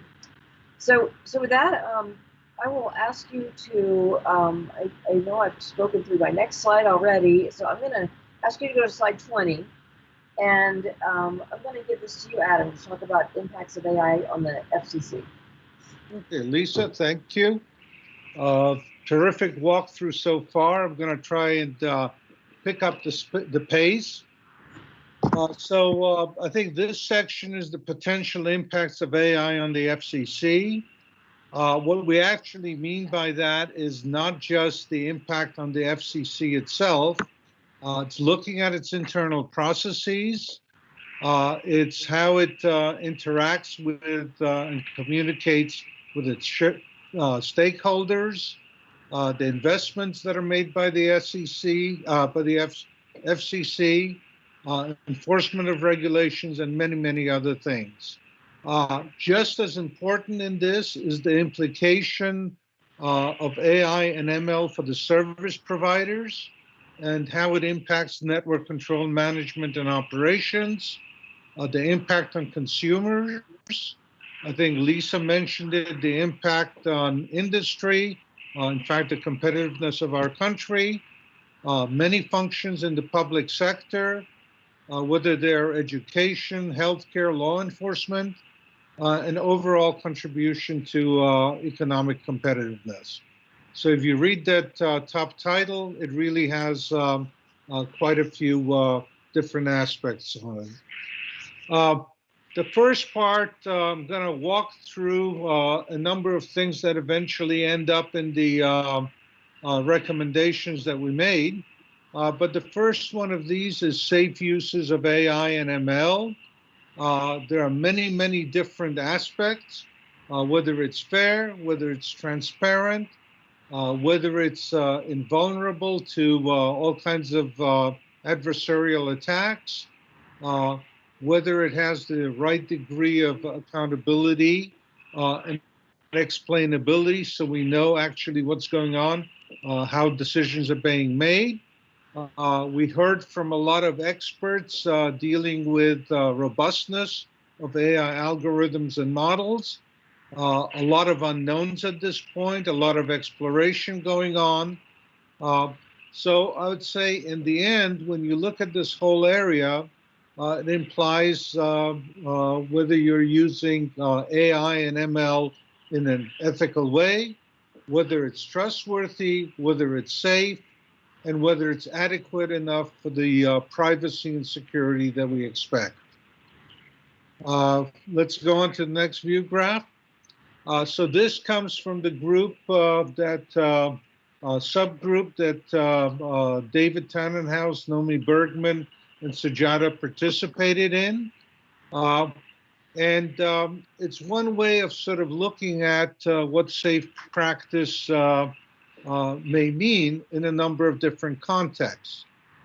So there are things that we do in the networks that happen on fast time scales.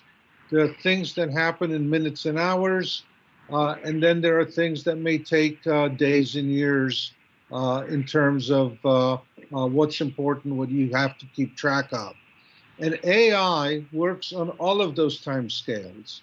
So if I were to take a look at the network operators in particular, sort of 4 different considerations: network control, operations, planning, and then the running of the business processes within the service operators.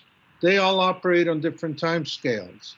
If you look at consumers, there are the immediate things that they enjoy. If you're playing games, it's those milliseconds that count. If you're looking at things that are dear to you, pictures, videos of family, really archival applications, stuff happens and is curated for long periods of time. And then if you look at the industrial world and the public sector, you again find activities that go all the way from milliseconds to years. If I could go on to the next slide, please. Okay. And so when you start looking at the safe uses of AI, what are the kind of concerns or the issues that may end up in front of the FCC? I'm not going to go and read through all of these slides. They're in the deck.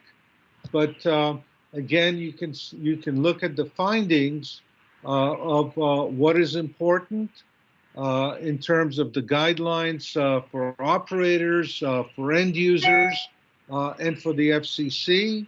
The same things apply to business processes. And again, this is a fairly complex world.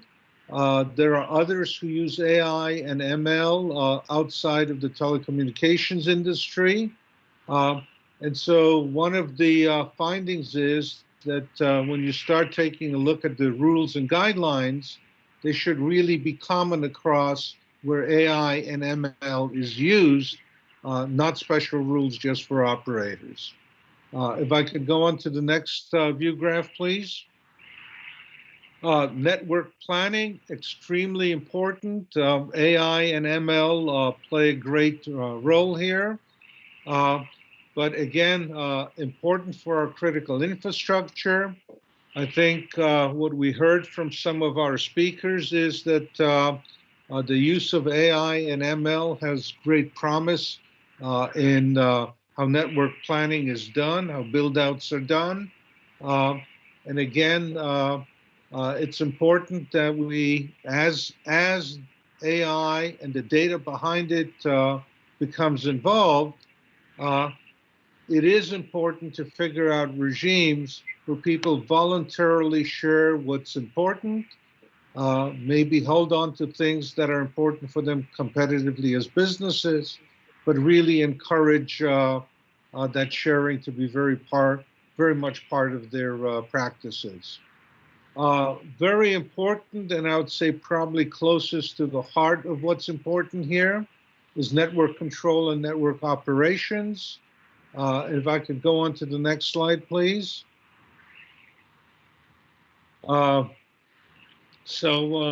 Essentially, a couple of findings here. But for network control, I would say the important thing is to make sure that AI and ML are vetted, the algorithms are tested, the robustness is there, And again, we heard from many of our speakers that sometimes AI and ML systems have unintended consequences, unanticipated consequences. So the attributes that go along with making them safe are actually critical. The next thing is there is a supply chain for AI and ML as there is for other things. And again, in that context, making sure that the way AI and ML algorithms, methods that end up in the system are looked after is, again, robust and safe. And then lastly, there is very, very high value in operators sharing and disclosing some of the aspects of the frameworks. We heard from Gilbert Mazin from AT&T that they're in fact working on licenses with the Linux Foundation to figure out how I can actually share those models and things of that sort with appropriate protections. Let's go on to the next one, please. Okay, and then I think a very important lesson learned from all of our deliberations, there are other parts of the economy that are looking at AI and ML that have figured out formal processes to deal with the attributes that are important. So whether it's the MITRE security framework, whether it's what NIST has come out with, or CMMI at Carnegie Mellon that really improved the quality of software. It's also important for the FCC to be looking at the existing framework and possibly partnering with some of the folks who came out with them. Okay. Let's go on to the next one, please. So I think in this one, sort of as a highlight, again, I would say network control is probably the heart of where AI and ML really show up in our networks. If you were to look across 5G, potentials for 6G, spectrum sharing, AI and ML shows up all over the place. Okay, and so there are, again, practices that are important to make sure that we do not build in vulnerabilities, that we understand the range in which the models are applicable. If they go out of range, how do we contain what can happen? How do multiple models actually interact with each other? And then lastly, if there is something that does go wrong, and you can expect that it will, how do you design things so you contain the blast radius, and so what goes wrong doesn't propagate all over the network, essentially. Let's go on to the next one, please. Okay, so the next topic is one that's been looked at by the FCC a number of times. It's National Broadband Map. I'm starting off with a little bit of history. I'm not going to go through it, but that history starts off with NTIA actually doing a National Broadband Map jointly with the FCC as a participant. A very large exercise conducted by the states essentially as the data feeds. I think the BDAC took a look at it. Let's go on to the next view graph. And I would say eventually came to a point where Congress actually passed an act called the Broadband Deployment Accuracy and Technological Availability Act. And the FCC's reaction to that and actually doing NPRMs and things along those lines. So let's go on to the next view graph. Okay, and I would say in taking a look at this issue, we came to a conclusion that it is a major undertaking. We heard from a number of experts. And we found that there was a similarity in the way some of the larger service operators actually conduct their planning activities that are applicable to the broadband map. We found that there were folks with many of the relevant technologies, alternate ways of doing things. So if you can go on to the next view graph, please.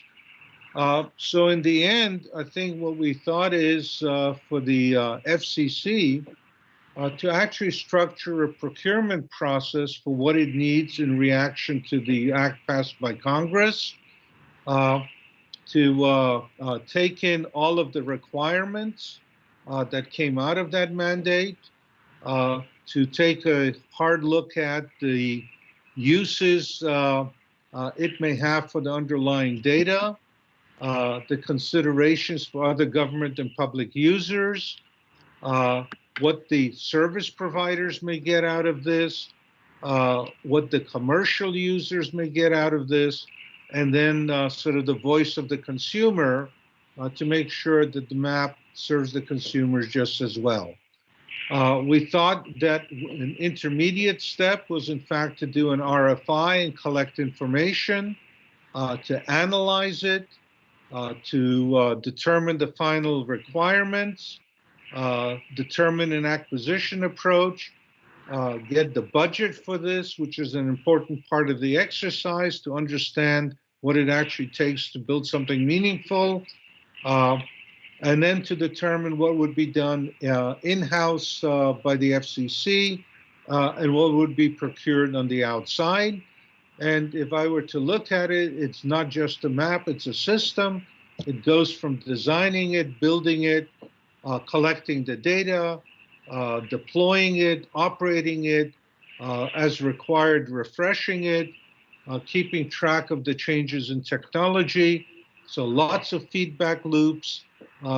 This is a life cycle view, important to really capture the requirements for what that life cycle would take. So if you can go on to the next one, please. And in looking at this, and I'm again not going to read this or spend that much time on it, but there are benefits for all of the players, whether it's the FCC, the service providers, the enterprises that may benefit from it, and consumers, and many, many places, in fact, where AI and ML algorithms can play a major role. So let me go on to the next topic, please. Okay, this is about pilot projects. I think we ended up looking at over 20 suggestions of what could be done with AI and ML for the FCC. I'm going to spend as little time on this so we can catch up, but spectrum sharing is one. I think the spectrum sharing group talked about it. If I were to take a look at the 5G group, maybe in the context of spectrum slicing, again, an important aspect. So something very worthwhile looking at. If I could go on to the next view graph, thank you. So there are two things on this one that we feel were really very important. The first one is really understanding the electromagnetic environments that we live in, fingerprinting them, and using that kind of data for multiple purposes, whether it's dealing with sources of interference, enforcement of rules, things of that sort, really getting that to the next level with a high degree of automation. And then we heard quite a bit during the year about the DARPA Spectrum Challenge. One of the items that was developed for that was an emulator that has transitioned to the NSF. And in terms of running a laboratory, having capabilities, I think, again, a project that creates one for the FCC, sort of in the era of softwareization. How do you use an emulator of that sort all the way from testing to much better analysis of what happens in various situations, whether it's spectrum sharing, whether it's understanding mitigation for interference, testing of various kinds. We thought that that would be an important capability for the FCC. So I think I have one more section to go through, which deals with data. I think, again, Lisa mentioned this as one of the most important aspects of what we looked at. I'm going to actually skip this section so we can go directly to the recommendations. But again, a very complex area, and the FCC could play a major role both in its internal processes of how it deals with it and the impacts on the industry. So with that, Lisa, if you could get into the recommendations. Thank you, Adam. And before I get into them, what I'm going to say is there is a lot of deep data here, and we intended to put all of this in here so that the detail is captured and it's in one place. I am not going to run this through you and try to do a sales pitch on it. So don't assume that. What I want to do is highlight some really important points, and then I encourage you and the teams that will leverage and use this data over the next months to determine next year to look at the recommendations. So this chart we're on here, it's the summary chart. I've already reviewed it. Let's go on to slide 42. Hopefully my slides are still right. So that's the next slide. Martin, I hope that's slide 42 and we're still good. This is really important to have this FCC strategic plan. I think it's important to think about ways to leverage current processes that already exist and feather in new things. And so for example, Martin, are you on slide 41 or 42? I just want to get us back on the right slide. Oh, never mind. I'm sorry, 61. Never mind. You're on the right slide. And all I want to say on this one is to augment the FCC's policy goals in light of the role, we recommend the FCC establish a task force. So that's this recommendation, just to get to the heart of it. If you go to the next slide, as an example, if you look through that strategic plan, closing the digital divide is an example. That is a place where we can use AI/ML to help close the digital divide. If you go to the next slide, you'll see reforming FCC's processes, another great example.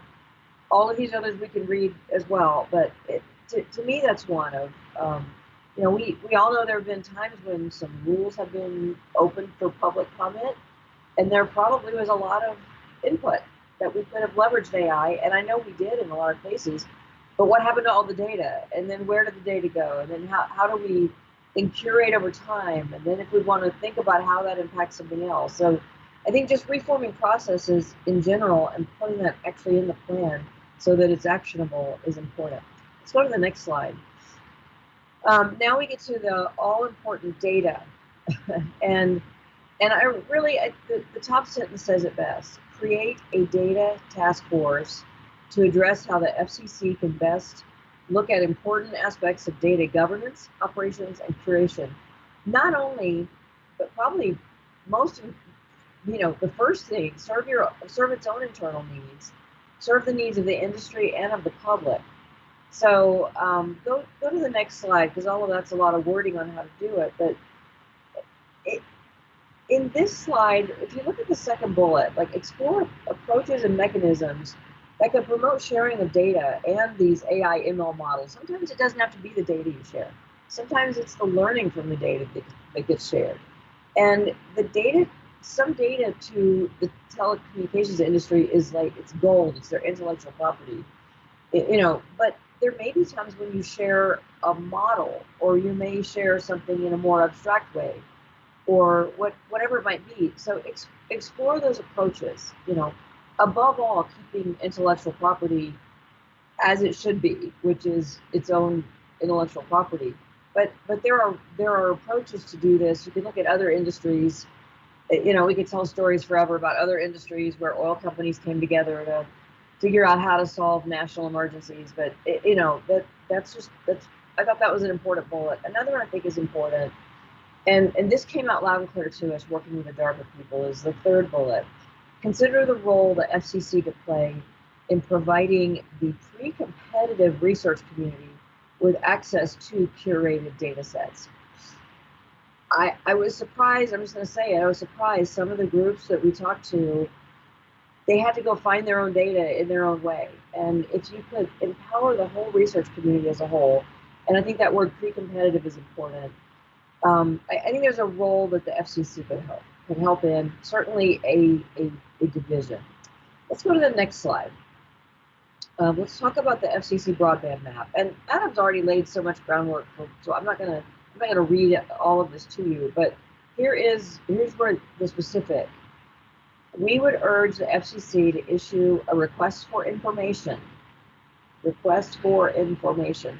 That's an important phrase that provides it with necessary information to choose whatever procurement approach that might fit the FCC's mandates. We will learn things from it. There's not a commitment. It's open to any.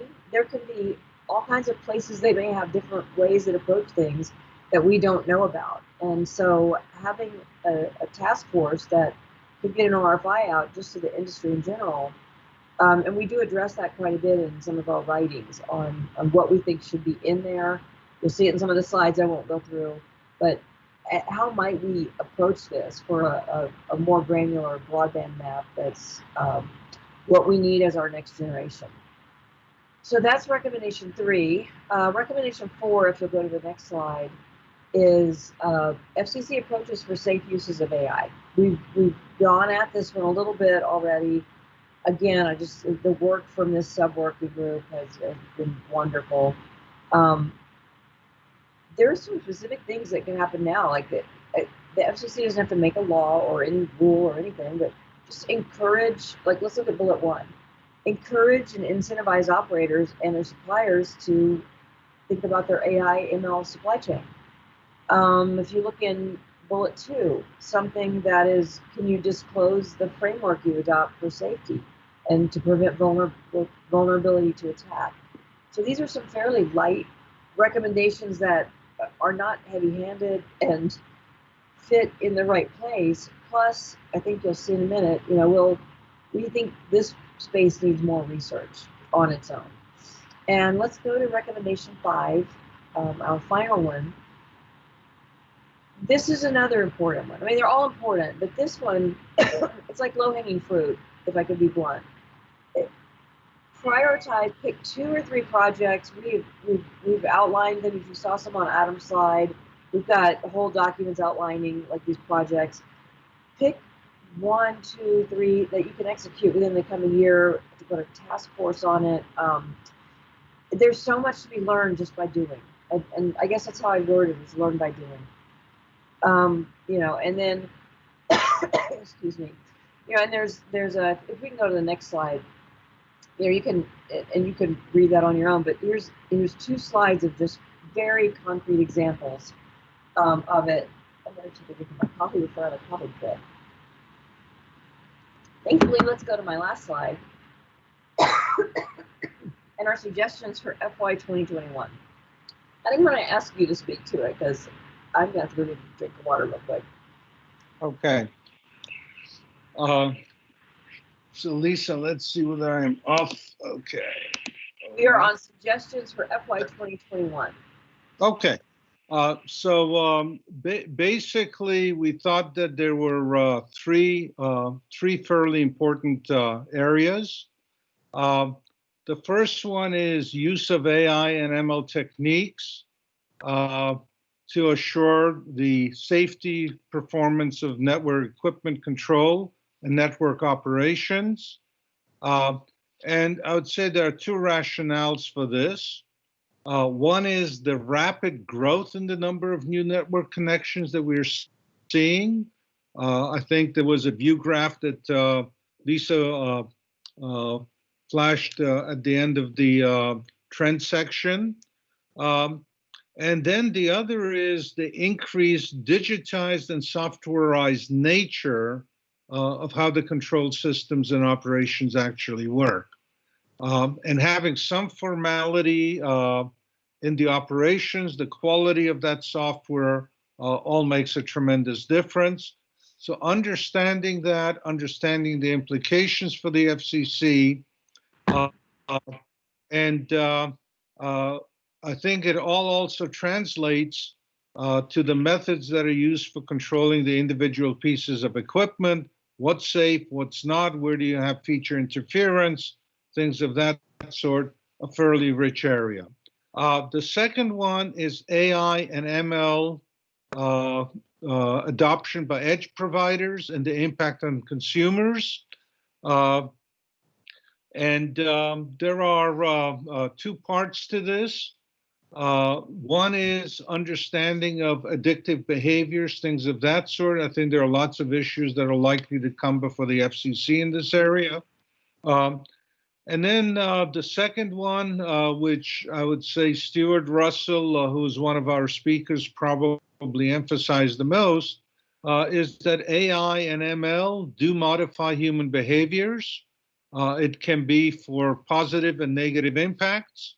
And to really take a hard look at this area, look at the positives where you have examples like public health measures, which are a public good, but there are lots and lots of other benefits of what edge providers actually do to capture those, and at the same time mitigate against negative outcomes.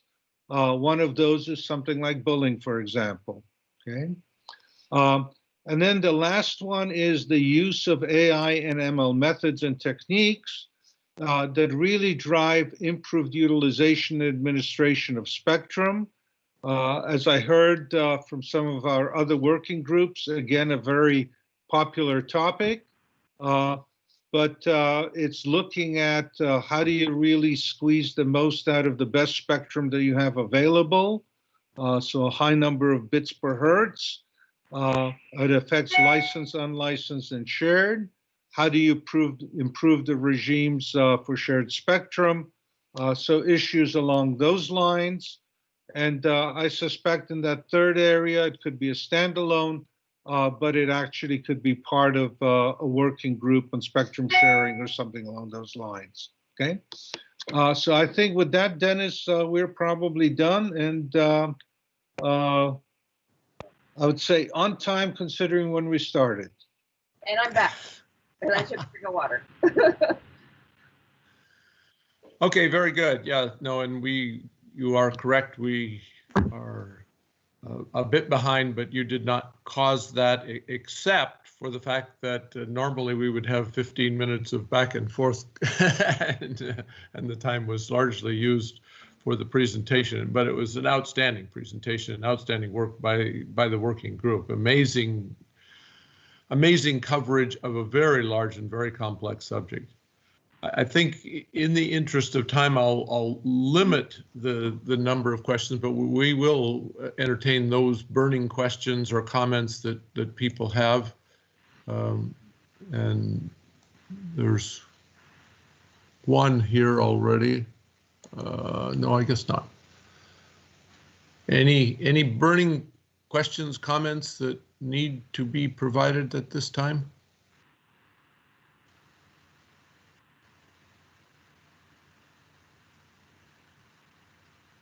All right, and hearing none, we will proceed forward then to the next subject. And if amazingly we have additional time at the end and someone wishes to come back after they've thought about the presentation a little more, Dennis, we'll entertain that.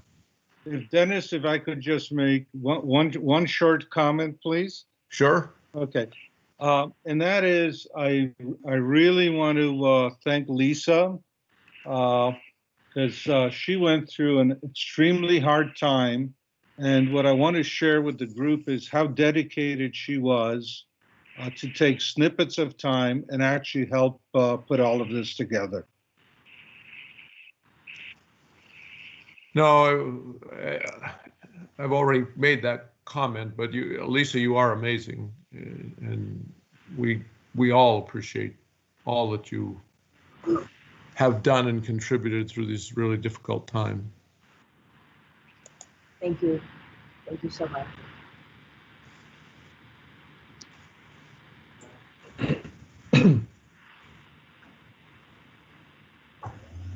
Okay, and Tom will take care of your need there. So, okay. With that, let's move forward, recognizing that with the front end and all, we are running just a little behind, like 20 minutes. But let's move forward.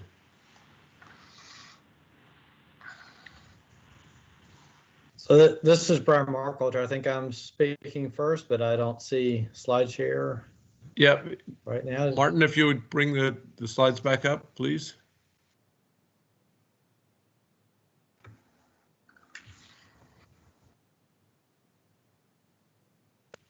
So, one of the things with Teams that's a bit challenging. It does, once you go out, getting things back and running is not the smoothest or easiest. I will start because most of us have memorized the lead-in slide. So let me, Dennis, is that okay? I'll start voicing over some of the material. So of course, this is the Future of Unlicensed working group, and we've had a good year. So our approach, of course, has been to look at competition and cooperation in the licensed and unlicensed, but primarily look at options for how unlicensed can be made more robust and expanded. I want to thank our liaisons and our working group members. We will blow past those, but we did have great input from everybody and a wealth of fantastic subject matter expert invited speakers. So what I will go over today is we'll look at our charter real quick. I'll do kind of a summary. So we're going to do the classic teaching approach of tell you what we're going to tell you, and then tell you what we told you. But I think we can do this all in time. So we will do that overview, kind of a flyover of the year, and then dig a little bit deeper into spectrum sharing and in the 60 gigahertz personal radar, where we have more specific recommendations, and then wrap up. So the questions that were put to us by the FCC in our charter, I think were really good. They asked us to look at how licensed and unlicensed complement and compete with each other. And then as a reminder that we are here to serve users ultimately with our work through the FCC, to look at use cases and user experience and assess whether it is working properly and that new kinds of use cases are being addressed by industry, and of course, whether the FCC can do anything to help serve those emerging use cases. Then finally, we were prompted to look at sharing opportunities, for example, how we're sharing with radar. The DFS and 5 gigahertz was noted as an example of that kind of thing we should look at, not to re-examine the details there, but to understand that kind of sharing opportunity. And then what techniques should we look at, or should the FCC look at, to allow more unlicensed use in other bands, kind of look down the road a bit, which of course is what we're always looking for. So when we, as we went through the year, we had different focuses at different times. But when we look back, it kind of grouped out into 3 areas of discussion. And I don't know if it would help. Maybe we were there. There we go. So Martin, I'm on slide 6. So one more right there. There we go. So here's here's how, when we look back over all our meetings, they kind of grouped into 3 areas. First, go back, I think. Yeah, go back to where you were. The 3, there you go, perfect. 3 boxes, and there's a bunch of them that are related to protocols and the standards and technologies that industry is working on. That's both within the Wi-Fi community and the 3GPP community. A little bit of details on access protocols. And finally, how does this relate to regulatory approaches that we've taken here versus in Europe, for example? We did a fairly specific dive into waivers around 60 gigahertz personal radar and their interaction with the communication systems that are emerging there, growing in popularity. We'll address that in a moment. And then a collection of speakers and discussion on spectrum sharing. Users like Boingo Wireless, we had their CTO speak to us about their challenges. And of course, they're using both these, both licensed and unlicensed, and deploying really advanced systems. So all that was really helpful. Martin, there's a slide, sort of acts like one more slide forward. And as I mentioned in our overview with the chairman, go back one. This is, if it will. So there we go. So the way it worked out is, in assessing the standards and the technology, we really felt like the FCC should stay the course, that this light regulatory approach, which understandably is maybe less light as we're sharing more technically complex systems. And in 60 gigahertz, the personal radar, obviously we're making a proposal that a rulemaking should be started. And then our pointer for this in the sharing area is that we think that's ripe for future tech work. Next slide.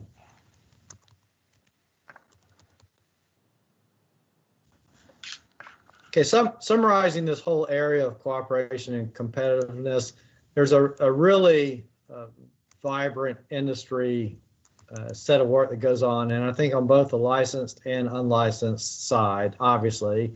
I've mentioned 2 really big ecosystems, 3GPP and Wi-Fi, but there's much more beyond that. And what we see is that those groups, that whole supply chain of people who are inventing these technologies, I'm really looking at the 3rd bullet here, they're addressing similar use cases. And there's a lot of cross-pollination of these technologies and the standards, so there's a lot of sharing. But for example, what we see is applications in high-density environments like a stadium or something.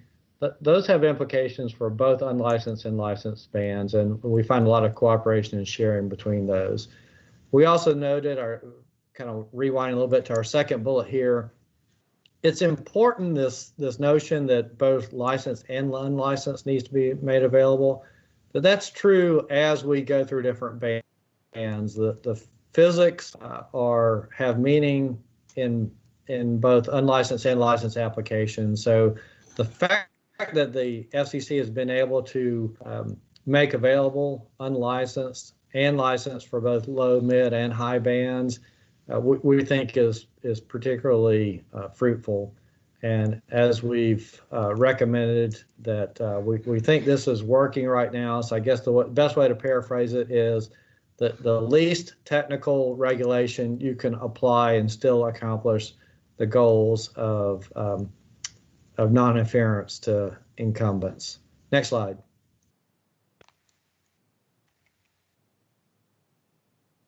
On 60 gigahertz, we'll do this in detail later. So just as a quick summary, there was a waiver request from Google related to their solely technology that's now in some smartphones using frequency modulated continuous wave radar technology in this unlicensed 60 gigahertz band.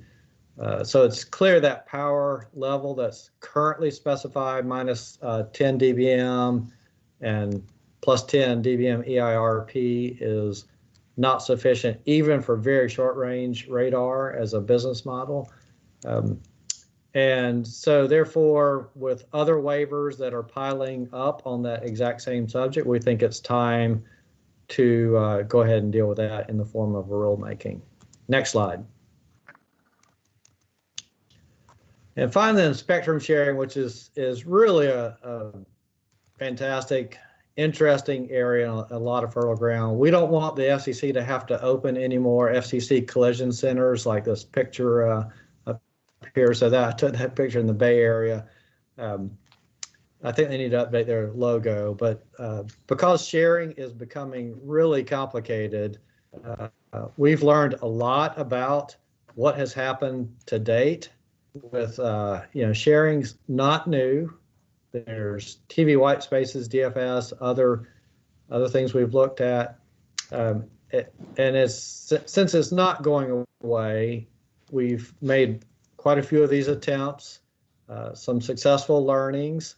We think it's time to fold those learnings back in and look down the road at which are working, which aren't. Since we looked at quite a bit of this, other working groups also looked at sharing technologies and database providers, SAS, geolocation, other things, that it would be fruitful, we think, to consolidate some of that learning, look at the history, and then identify some new spectrum sharing methods. A subject that came up for us a number of times was this notion of metrics for spectrum sharing. If, as many people say, if you don't measure it, you can't learn from it. And so there's a lot of stories, and I think some will be obvious where we have freed up spectrum. For example, a DFS with a weather radar. We see it, we believe, being used more as spectrum becomes more valuable. So finally, we think that if we look at incumbents, we were beginning to explore at the end of the year these incumbents and some of their characteristics. For example, are they outdoor, are they fixed, are they mobile, which all have different implications for sharing, as we know. So that's it in terms of the overview. Next slide. I think this may be where we are handing over to Kevin. Yes, let me pass to Kevin then. Okay, thanks, Brian. So as Brian said, we learned a lot about spectrum sharing this year, and we thought that we would pass on some of the lessons learned that we think we heard from a lot of speakers who addressed various sharing methods. I emphasize that these are very preliminary lessons learned, and we agree with the other working groups who are suggesting that we have another working group next year to dive much deeper into this and figure out what really worked and what hasn't worked over the last 20 years or so that spectrum sharing has been attempted. We heard from a lot of great speakers in the fourth quarter, including WISPA, Ericsson, ComSearch. Next slide, please. Intel, Hewlett-Packard, and Amazon. All of whom had some experience with unlicensed spectrum and the sharing methodologies that govern some of that spectrum. I won't get into their individual comments right now, but we'll come back to it as we discuss some of the trials of sharing that have happened over the years. Next, please.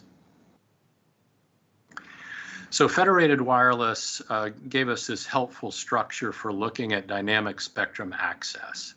And dynamic spectrum access is a software-based approach for allocating spectrum rights on a dynamic basis. And as their chart shows here, there are three main approaches to that sharing, or the method of allocating the capacity. You can allocate based on geolocation through a database. You can wait for the incumbent to inform the new user through portal notification, or you can do spectrum sensing. And in the case of CBRS, which is where Federated plays, they combine all three. There are several approaches for implementing DSA, which can vary based on the requirements of the new users, outcomes, and probably most importantly, the incumbents. The benefits, of course, include increased spectral efficiency by allowing commercial users into existing bands, increasing competition, and something that we touched on late in the year, the potential to form secondary markets with spectrum that has not previously been sub-licensed. And using sophisticated sharing methods, owners of existing licensed spectrum may be able to create a secondary market which creates interesting new revenue streams for licensed incumbents. As DSA continues to evolve and improve, so will the sharing opportunities. We think there's tremendous potential in sharing, and the evolution is very encouraging. And if we can show, if the FCC can show successes with some of the more sophisticated sharing methods that are out there, then more bands may be opened up, both for unlicensed and shared capacity. Next. So in looking at the various trials or the history of sharing, we concluded that it really depends a lot on the incumbent in the band. And so we tried to group the methods by incumbent. And this is just one cut at it, but to try to figure out where the greatest potential is for sharing in the future. And we divided the incumbents into fixed operations, mobile operations, and radar operations. And we concluded that for fixed, where the incumbent is relatively stable, stationary, and predictable, like satellite operations or TV broadcast operations, a new entrant can avoid the incumbent fairly well, unless the band is incredibly overcrowded. But the rules can be very clear, and a new incumbent or a new entrant can avoid the incumbent relatively easily. If you go to the second layer, we bring in mobility, and there the incumbents are the MNOs, auxiliary broadcast services, and the smaller cellular carriers. And here we bring in some unpredictability to the location because the incumbent is using it mobily. So the sharing potential goes down, but as long as everybody's still using the same industry standards, we think that there is still a lot of potential for sharing. In the third category, the unpredictability of the incumbent makes the potential for sharing even lower. And here the historical example is radar operations, whether those are weather radar or aeronautical or military.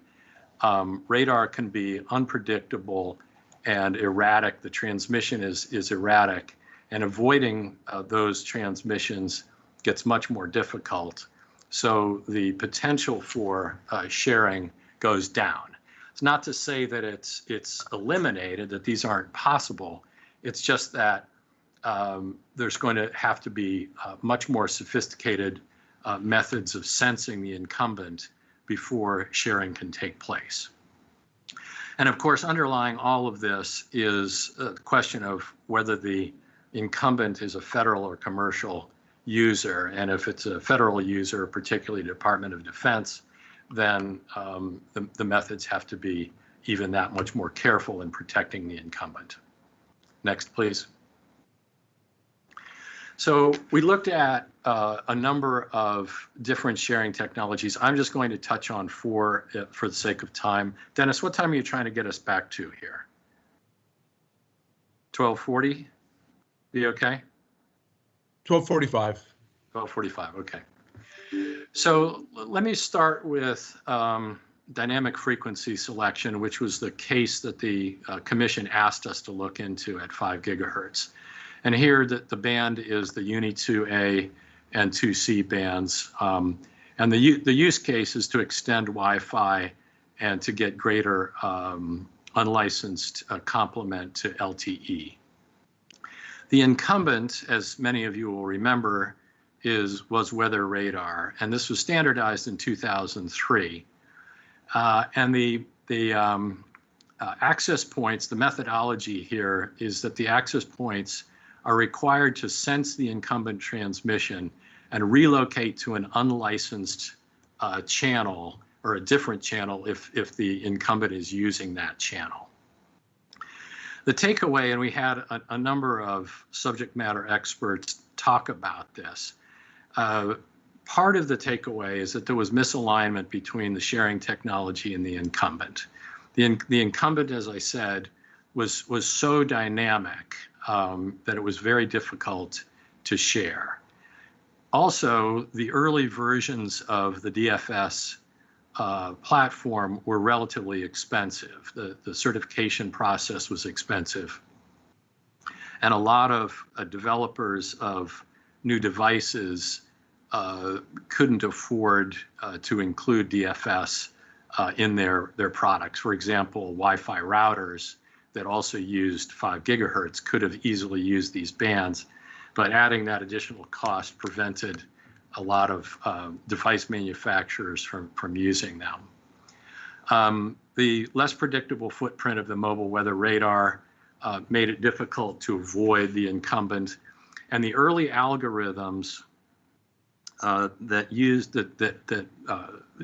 worked on DFS logic had a tendency to block permanently the channels where the incumbent was sensed. So the DFS algorithm would look for any incumbent using a channel, would see that the channel was in use, and then it would, after seeing that a couple of times, permanently stop using or stop looking for that channel. The result of that was that the band became less and less useful. The algorithms were blocking so much of the band that the device manufacturer wasn't really getting very much yield out of these frequencies. There was also some early procedural and user configurability problems. That's a politically correct way of saying that some of the early devices actually turned off DFS and therefore became interference problems for the weather radar systems. All of that said, there is now great stability in the certification process all these years later, and there are device manufacturers now going back and thinking about using DFS again in their devices. And we heard from a couple of companies that are now bringing back DFS to their devices. So this one may come full circle and become more usable than it's been for the last 10 years or so. Next. The next sharing technology and band we looked at was TV white spaces. And I know many of you are very familiar with the history of TV white spaces. But out of all of our presenters, we probably heard from 7 or 8 different subject matter experts that were very familiar with this history and for a wide variety of reasons concluded that there just wasn't very much value in trying to use the TV white spaces.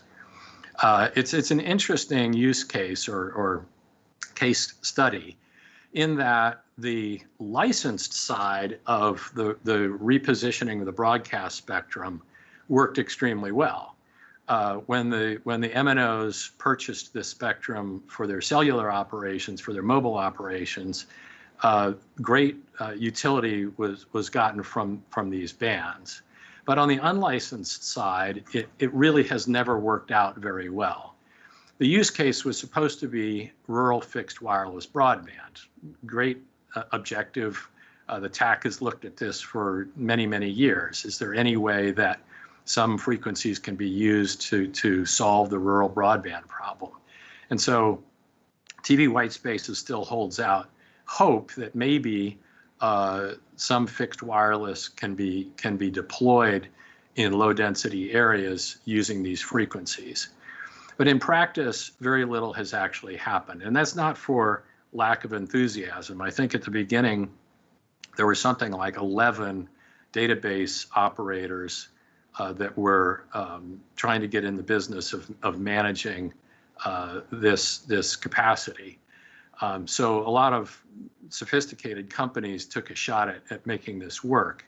But we heard a lot of comments from subject matter experts about the regulatory process being uncertain at the beginning, particularly around the TV, the repack of the TV stations. The fact that there wasn't a consistent amount of spectrum available across the country, that each DMA had a different amount of spectrum available, that there wasn't very good coordination with international use of these frequencies, ultimately meant that there just wasn't very much value here. And I think in some ways, this is a band that time has passed by. The low frequencies in play here are terrific for propagation, but the data rate, of course, is very low.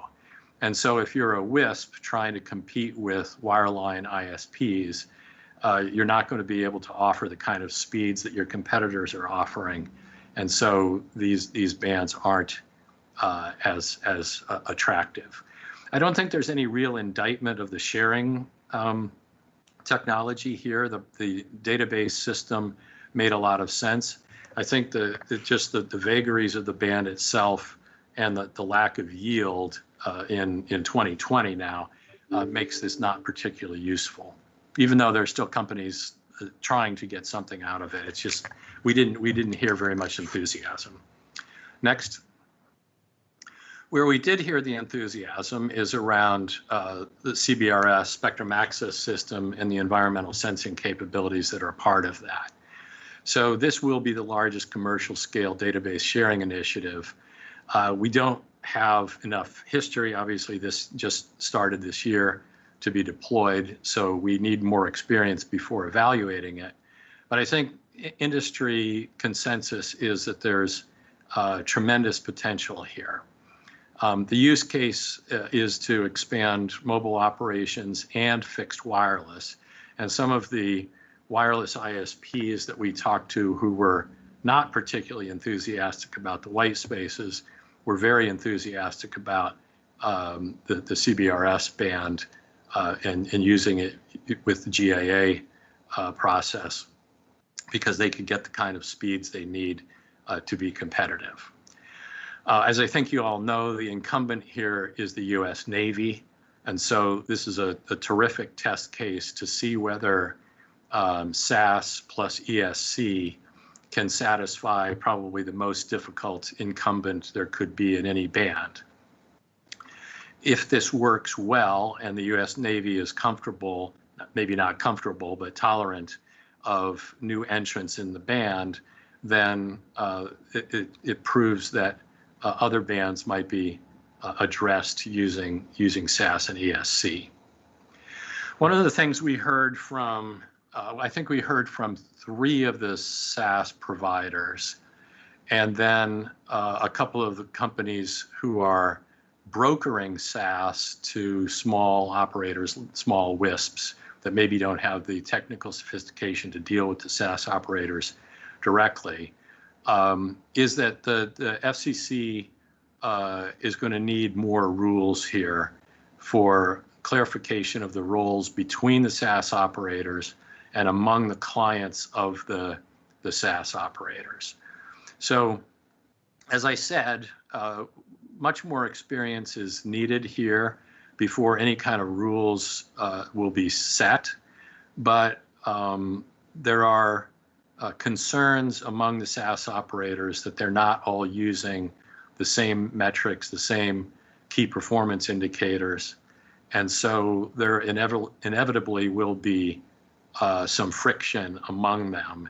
And eventually the FCC will probably need to step in for clarification and enforcement procedures. The technology is very complex. You've got a sensing system that is sensing the incumbent, and then that sensing system or multiple sensing systems are being used by the SAS providers. The SAS providers each have their set of clients. The SAS providers have to coordinate among themselves every 24 hours. It's a brilliant but complicated system. And so there's a lot of cost in managing something that complicated. And that cost needs to be passed on to the users of the SAS systems. And so we heard some, not complaints really, but concern among particularly the WISP operators who operate on very low margins, that the cost of SAS may be prohibitive for them. They certainly appreciate having the GAA access to very valuable mid-band spectrum, but they are concerned that the costs could be prohibitive. What we heard was that the costs range from $2 to $3 per subscriber per month, and that's a significant technology cost for small operations that run on narrow margins. Why don't we go on to the next one? So the last sharing technology we looked at was AFC, Automated Frequency Coordination in the 6 gigahertz band. I think everybody who's looked at 6 gigahertz is very excited about having this 1200 megahertz of capacity available. And the hope is that AFC will be a relatively light method of protecting the incumbents, but allowing new entrants to not only use this band at low power, but to use standard power outdoor. Now, all of this is still being debated, but there's a lot of enthusiasm about AFC. And part of that enthusiasm is that this is a simpler and therefore lower cost system than SAS. This is closer to the TV white spaces database approach, and so the overhead won't be nearly as much. If the propagation of 6 gigahertz is sufficient for WISP use, I think they'll migrate in this direction quickly, and it'll be interesting to see what the combined use will be between the 3.5 capacity and the 6 gigahertz capacity. Next slide, please. So that's just 4 of the sharing mechanisms. That's by no means an exhaustive list, and there are lots of other methods that can be used for sharing. We can go to more of an incumbent informed process. We can have physical protection areas that keep new entrants out. We can limit power levels. We can do frame synchronization, which was advocated by a couple of our presenters. There's listen before talk and adaptive duty cycles. There are a lot of, as Brian said, there are a lot of tools in the tool belt. Next slide, please. And so I'm not going to go into this in detail, but what we tried to do is think a little bit about which tools you would use based on the incumbent in a band. And I think this is just kind of a framework for thinking through which sharing technology you might apply if an additional band was being considered for unlicensed or shared use. So for example, upper right, where you have an incumbent that's very sophisticated and very concerned about interference, like the military, you might need a very sophisticated sharing technology like SAS to deal with that incumbent. If you go lower left, if the incumbent is Wi-Fi or something with a lot of legacy devices that can't be easily upgraded, you may not have any choice but to use a relatively simple sharing technology like listen before talk and just take your chances that things will work. But of course, there's very little cost if the architecture is decentralized and the complexity is very low. So there are trade-offs to each quadrant on the chart. And as we look at this more next year, we can think about which sharing technology is appropriate for which incumbent. Next. So our sharing recommendation, I think Brian went over this pretty well. So in the sake of time, let me skip over this and I'll hand it back to Brian for the 60 gigahertz discussion. All right, thank you. Thank you, Kevin. I think we can stay on track. Because we did present this in third quarter, I will do a quick summary. Our recommendation has not changed, but as a reminder, the 60 gigahertz band is popular. It does have licensed users. It is an unlicensed band. There are licensed users, including Earth exploration satellites. But one of the reasons it is growing in popularity is that there's really wide bandwidth available, which means if you're building data communication systems, you can do high throughput applications. The physics obviously lends itself to small antenna arrays and doing low power operation. And we've seen even higher power kind of outdoor, very point-to-point types of applications. And the interest from the radar side, because there is really wide bandwidth, that translates into spatial resolution, which is what you need for gesture control. So there's a bunch of use cases that are being addressed and will be addressed by the 60 gigahertz band. And because of this increased commercial activity, there's a commensurate standards activity that goes with that. IEEE has a number of things going on that address 60 gigahertz, both like Wi-Fi 7, the use of it for data communications, but also looking at how it might be used for two different techniques that are related to sensing. One's called wireless LAN sensing, that's using the wireless LAN data signals to also do sensing. And then there's a purely radar approach, the FMCW, where you're doing pulsed signals for radar. Next slide. So as I mentioned, there are existing rules for personal radar use. That's 15.255 C3 has power limits. Google made a request based on their study of this band and its possibility for doing short range smartphone gesture recognition. And there's a very good record in the proceeding related to this waiver request, and a number of companies have chimed in there.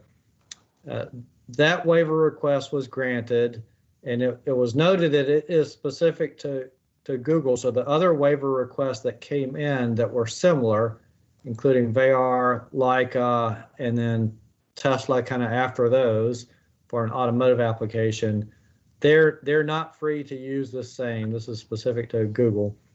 The relief came in the EIRP and the conducted power. And I would note that as we talk about these tools in the toolbox, duty cycle is one of them. And because of the interference potential between comm systems and radar systems, that waiver, the grant of the waiver the FCC made included a requirement on a duty cycle that the radar could not just continuously pulse. So next slide. All right, we had presentations from different players on both sides of this, the 60 gigahertz. Google, of course, was the waiver requester. Facebook, Intel, and Qualcomm all presented to our group. There are others, and there is an industry coexistence group that is exploring solutions here. And they've all filed in the other waiver dockets, indicating that it is time to resolve this through rulemaking. And hence, that's where we came out. We didn't hear anybody objecting to this notion of take up this issue in the form of rulemaking, and so we can move ahead and hopefully get more combined uses. Next slide, please. So our recommendation is to do that the FCC should undertake a rulemaking to examine these specific rules, the 15.255, that are, the term of art is field disturbance systems. That's the name for the radar application, and to sort out some new rules that would accommodate this commercial application of personal radar. We've listed some areas to explore here. This is, of course, up to the FCC for how they want to write the questions surrounding this proceeding. Some of them are fairly obvious, you know, or is what was done for Google sufficient? Should listen before talk radar systems just be given power levels similar to the data systems? And other things that could come up, and I'm sure everybody, if we do open a proceeding here at the FCC does, you'll get users, all the stakeholders in this spectrum slice chiming in. And we think the problem's being worked on by industry, and it'd be good to afford a formal rulemaking approach to accommodate that. That's it. I think there's one more slide. Kevin will wrap up for us, and we'll be close to back on the adjusted track. Thanks. Back to you, Kevin. Thanks, Brian. Hey, Martin, instead of this slide, would you go back up to our top slide with our working group members? Because we skipped over that because we were, it was hard to get the slides up here. Thank you. I just wanted to acknowledge everybody who participated on this working group this year and thank everybody for all their hard work. We had great attendance every week. Lots of the people listed here contributed speakers. Some of them were speakers themselves. So it was a great team effort. We also had great dialogue at the end of the year, spirited dialogue, I would say, to come up with our presentation. And Brian and I greatly appreciate that. We also greatly appreciate our FCC liaisons who were on every week. So thank you all very much. Back to you, Dennis.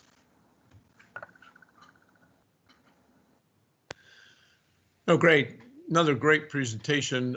Unfortunately, not so much time for interaction as we've used up our time with the presentation itself. If there are, once again, if there are burning questions or comments that need to be made, this would be the time to do so.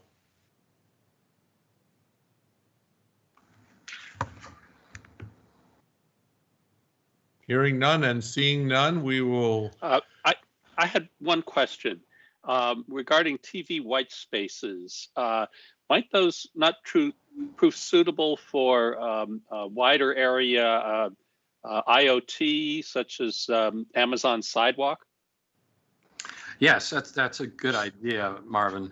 I think that's exactly right. It's going to fall into the like LoRa use, IoT use, rather than residential broadband. But you're right, there's a lot of potential there. And maybe Amazon could make use of it through Sidewalk. Sidewalk is a fascinating sort of mesh network system. Our guess is that they'll move to more and more bands through that mesh, and maybe they could use TV white spaces in some markets. It's an interesting idea.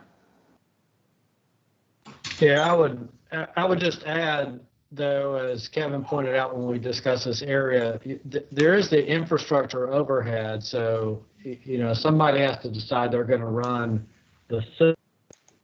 And if that doesn't pan out, then even though it might be a great band for long-range narrowband kinds of IoT applications, it may not make economic sense. Good point. Okay, any other comments? That was a very good one. Thank you. Okay, hearing none, we will take our lunch break, and if we could make it an abbreviated lunch break, that would be very helpful to our closing somewhat on time. So we're 20 minutes, roughly 20 minutes behind. So if we could cut the lunch break to 20 minutes and reconvene at 1:10 with the 5G RAN group, that would be very, very helpful. So with that, enjoy your abbreviated lunch break, your virtual potbelly sandwich, and we'll be back in 20 minutes. Thank you again for a great presentation on unlicensed. Yes, thank you. Yeah, and I saw that Russ was going to, and Cisco were going to sponsor the virtual potbellies. Yeah, that was extraordinarily generous of Russ. Is now exiting. And you can stay on as you will. Some will sign off and sign back on, but you can just stay on if you wish to.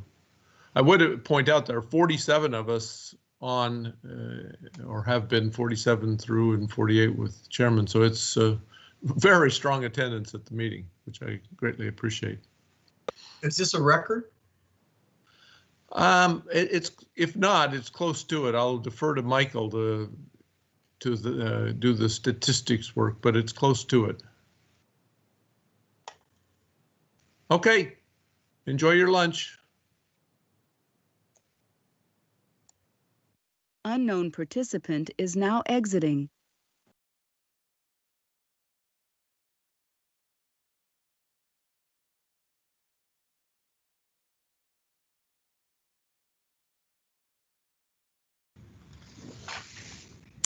And welcome back to those who were away while we had our short lunch break. We're running 10 minutes behind the published schedule, but that I think we will be able to make up as we move along. And at this point, we'll move directly into the first of our two 5G focused working groups, in this case, the 5G Radio Access Network Technology Working Group. So, okay, go ahead and take it away, Tom and Kevin. All right, thanks, Dennis. Yeah, so you can go to the next slide. Actually, if you'd back up to that one for a moment, I do want to acknowledge not only the members on the team, but also the FCC liaisons played a very crucial role in our group. Because of the nature of the topic and the fact that we focus so much on, RF interference issues, you really need pretty deep technical experts in that area. And we relied heavily on the SMEs and also on the FCC liaison. So I particularly want to call out Cameron and Bob Pavlak and Manisha as well for their, technical inputs into the process that we went through. There are only so many RF engineers, on the team. If you go to the next slide, we had a very rich set of participants for the work group. I really want to acknowledge their dedicated participation this year, and that also includes the non-member SMEs that were brought in as well. We relied heavily on our SMEs this year for the reason I just described, and I want to also call out Kumar Balachandran's contribution, Karim Muhammad, and Ahmed Ahmad. We lead heavily on them in multiple subgroups, particularly in the second half of the year as we work through the more deeply technical topics. So anyway, without those experts, it would be hard for us to have done the work of the group. Also, a lot of contributions of folks bringing speakers in on a whole variety of topics. So thanks to all of them. I think we had a successfully able to address our charter, which is the next slide. You've seen this before, but again, the two broad areas being kind of an overview of all of the different parts of the RAN, different technologies, different component technologies, and then most of the questions really pertain to how the new technologies impact interference management, spectrum management topics of different forms. So kind of mapped out roughly how we've covered those in today's presentation. Next slide, please. So also use this slide in the short presentation rather than a regular outline because it better illustrates what we did as a group. I covered this in the chairman's talk, so I don't need to belabor it here, but again, covering component by component area with a lot of SME talks, distilling it down to what were the areas of greatest change, and particularly the areas of the greatest dynamics that 5G brings. And then from that, the really focus in on the advanced antenna system-based, beamforming, beam steering, RAN systems, and how, and on a variety of topics that how they will impact interference management and what are the opportunities. So both the challenges and the opportunities of interference management, spectrum management due to advanced antenna systems, and the kind of parallel work that we broke down in these particular 5 areas that I'd summarized before. Next slide, please. So in the final part of the year, we focused our talks on the areas that actually we had not particularly covered before, namely XHAul, the integrated access and backhaul, or the 5G version of self backhaul, if you will, as well as TSN-based front haul. So we had speakers on those. We also, at the very end, had one presentation on base station power consumption and the views of, at least in the research domain, how you can scale these large antenna arrays in a way that would keep the power more proportional to the throughput and the number of users that you have. Next slide, please. Covered this slide in an earlier, probably a September presentation. I've just brought it back here to highlight part of our question we were to answer was, how does 5G differ from the previous Gs? And the short answer to that is it's much more multi-dimensional compared to 3G and 4G in what it's going after, and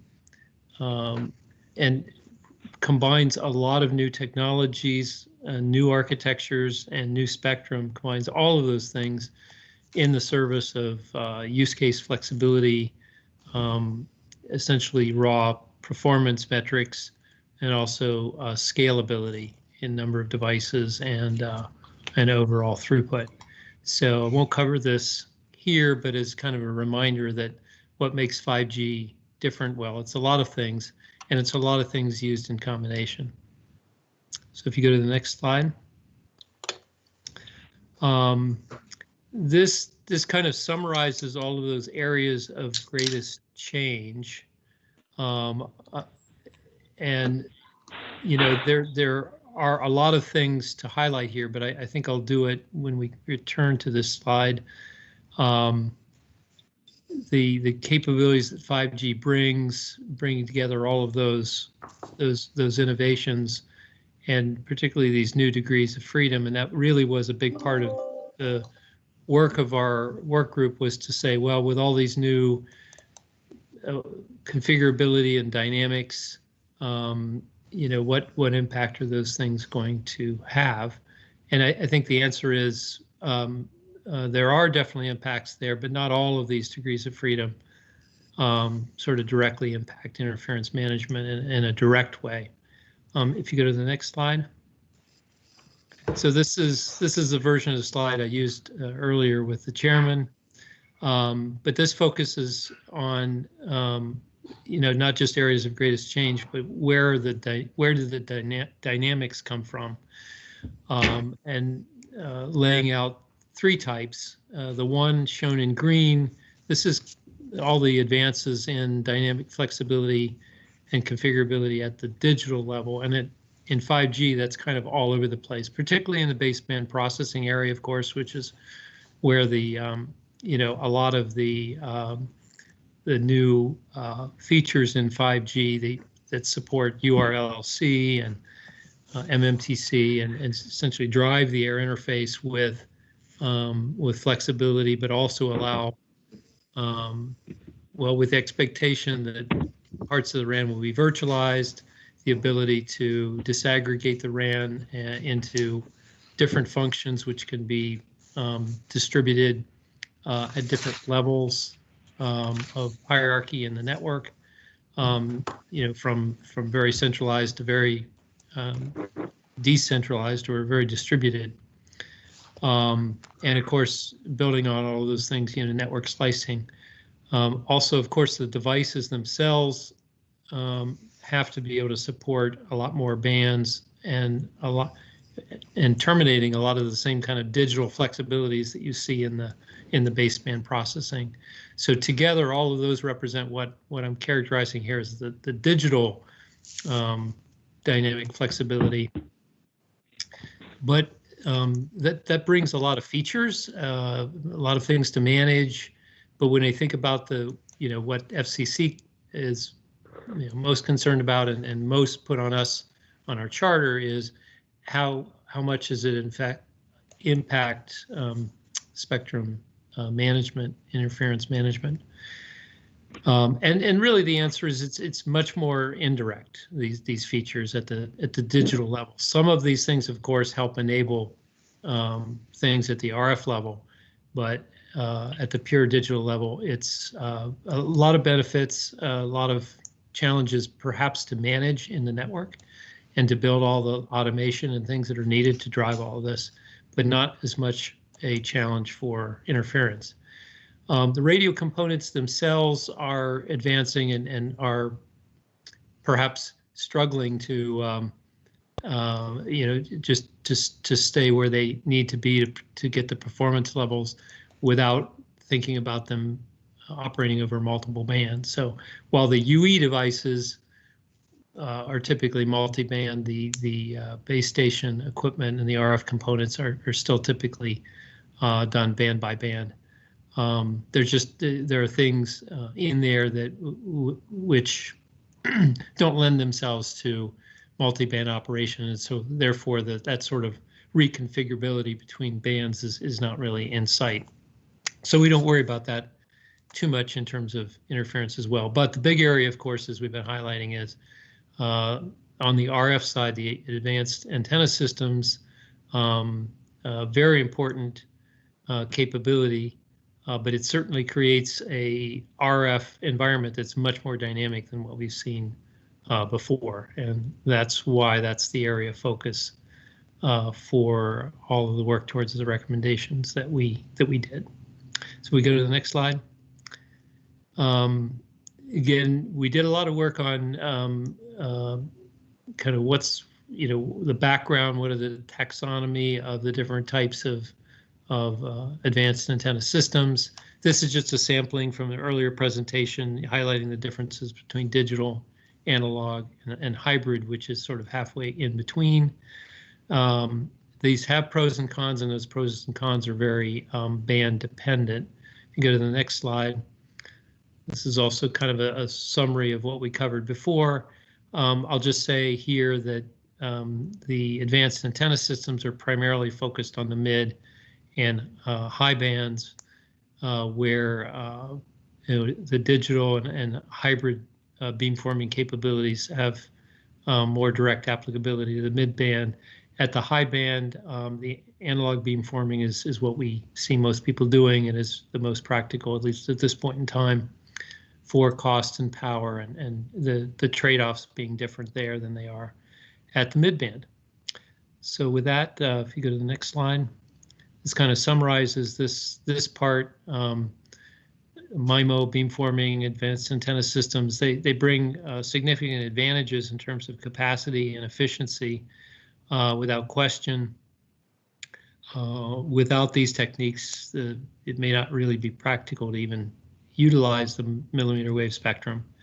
And it brings new degrees of freedom for, it can be used in many different ways, including, of course, optimizing RAN performance, but potentially also in terms of more dynamic forms of interference mitigation.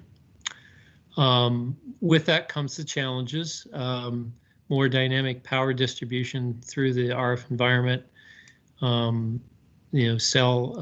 cell areas overlap more potentially. Channel conditions are just quite different than what we're used to before. Also, these systems, because of the way they're built, they complicate the measurement of power in the base station, which we'll talk about more later. And at least early systems, digital beamforming does increase the base station power consumption, something that we expect will come down over time. So the areas that are boxed here really became the main focus for recommendations and the bulk of the rest of our work, which we'll cover next. So next slide. And so we did break into different subgroups, and we're going to have the subgroup leads summarize the work in each of those. So starting on this one with Tom. Okay, thank you. Good afternoon, everybody. And I'll be talking a little bit about the near-term interference and coexistence best practices. My colleagues from that are listed there contributed heavily to this, so I want to extend my appreciation for that. And we'll get into it a little bit here with some of the best practices. So the next slide, just a refresher for everybody about the C-band multi-stakeholder group had a number of technical working groups. There were actually 4 of them. 3 of them, many of the wireless industry players participated in extensively over the last several months, which will set the stage for the FCC to begin the auction here later this month, since we're already in December. But just to refresh everybody's memory, the C-band starts from 3.7 gigahertz, goes up to 4.2. The lower 280 megahertz is what's going to be cleared out by the satellite operators. They're going to retune and put filters on their air stations and basically reconfigure the channelization on their satellites so that they can operate in the upper 200 megahertz, and there'll be a 20 megahertz guard band. And then you have the altimeters up there above that in the 4.2 to 4.4 gigahertz. So they're 220 megahertz away. In the next slide, we go through some of the best practices participant is now joining. Best practices that were identified by the C-band multi-stakeholder group. And this relates to one of the technical working groups that identified that worked specifically with the satellite community. So this involved a number of different, dozens of companies, dozens of participants across both the wireless industry, satellite community, and so forth, come up with these best practices. So these are, findings have been filed with the FCC and so forth. But this is a summarization of some of the key points here. So new licensees that will be going into this band really refer to short-term, it'll be probably 5G technology. And some of the, what we really is around, this is around planning and around planning of where you're, incorporate these FCC mandated PFD limits into your network design. So where you're planning out your 5G deployments and so forth, you got to take into account where these earth station receivers are, what those limits are, and then utilize realistic propagation models to predict the potential interference impact. You want to be probably, relatively close to these, but not too close to these earth station receivers. But all of them are unique in their own right with regard to their angle, how they're looking at the sky, and so forth.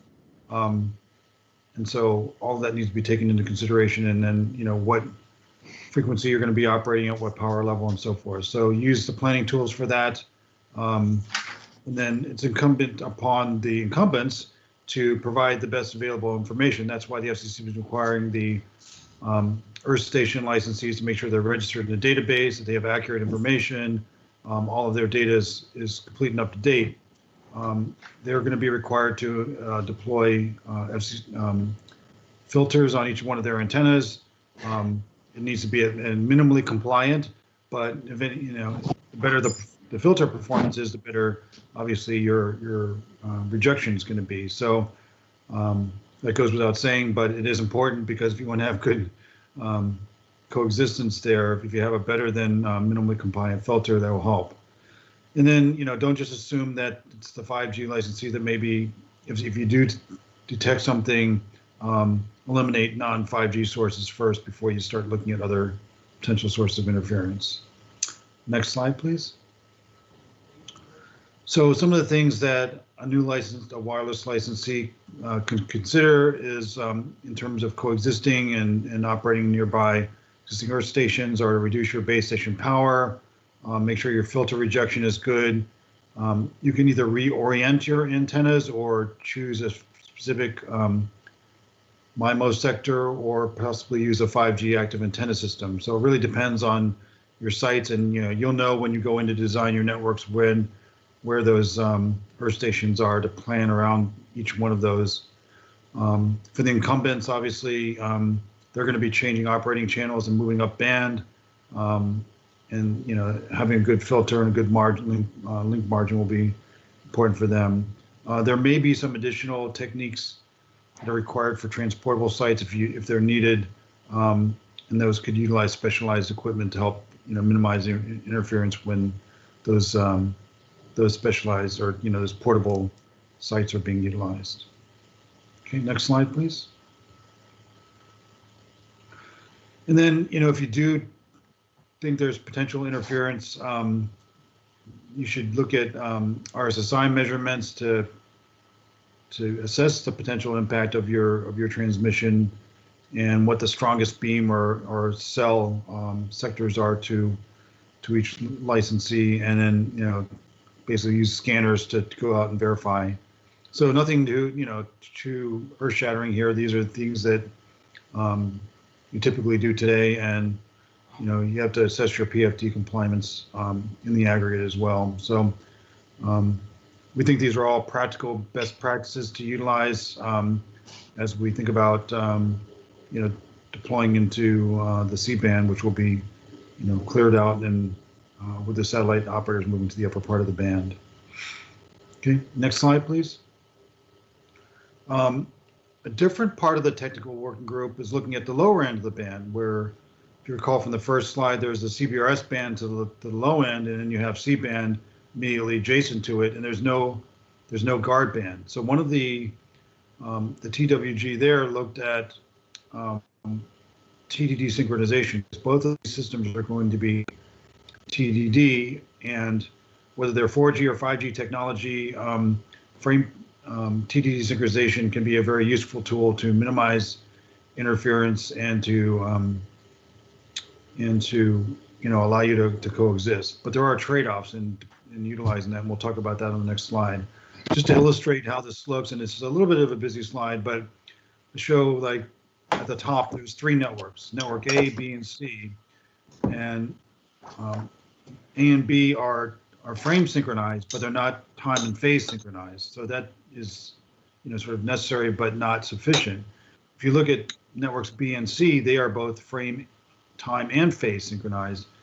So that helps for interference mitigation. If you look at sort of the blow up down in the center part of the slide there, you can see those that particular frame has got these symbols. D stands for downlink, S stands for special, and U stands for uplink. So if you got this pattern of DDD, SUU, DDD, and that's the same for both networks B and C, then they are both fully synchronized, and you can basically deploy, adjacent to each other, basically co-locate sites with one band being adjacent to the other, and not, basically experience very little interference. I think somebody's maybe still having lunch. If you can mute your phone, please, or your computer. Thanks.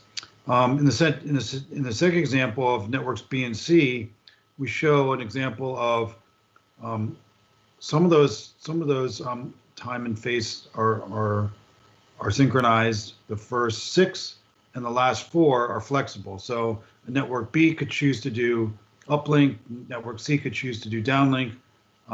So these are considered partially frame synchronized. And you have, in this case, this is just an example. It shows 60% of the subframes being synchronized.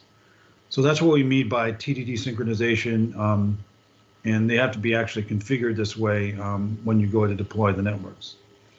So if we go to the next slide, we have the FCC TAC kind of went beyond, kind of looked at what the TWG looked at, and I think it's useful for, there was a number of different countries, I think, 10 or 12 that are planning spectrum allocations. Many are utilizing this without guard bands, so you can allocate, in particular, mid bands without additional guard bands in between them.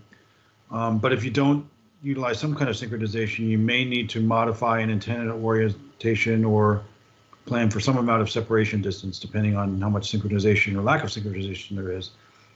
So there's pros and cons to doing this. If you do full synchronization, as I mentioned, it maximizes your spectral efficiency, and you can do close base station deployments, but it minimizes your flexibility. The two adjacent operators, neighbors, have to be basically configuring things exactly the same way, and that may not be always practical, or it may not work for certain use cases. If somebody's is doing enhanced mobile broadband in one band and somebody's doing some kind of video uplink in the other band, it's not going to work. Semi-synchronization, on the other hand, or partial synchronization, provides you some interference mitigation, like the example I showed on the previous slide, but you may need some geographical separation, and you need some coordination to mitigate interference. If you're completely unsynchronized, which is probably not the case, it's pretty unlikely, but it gives you the maximum amount of flexibility, but will require larger geographical separation or more antenna modifications.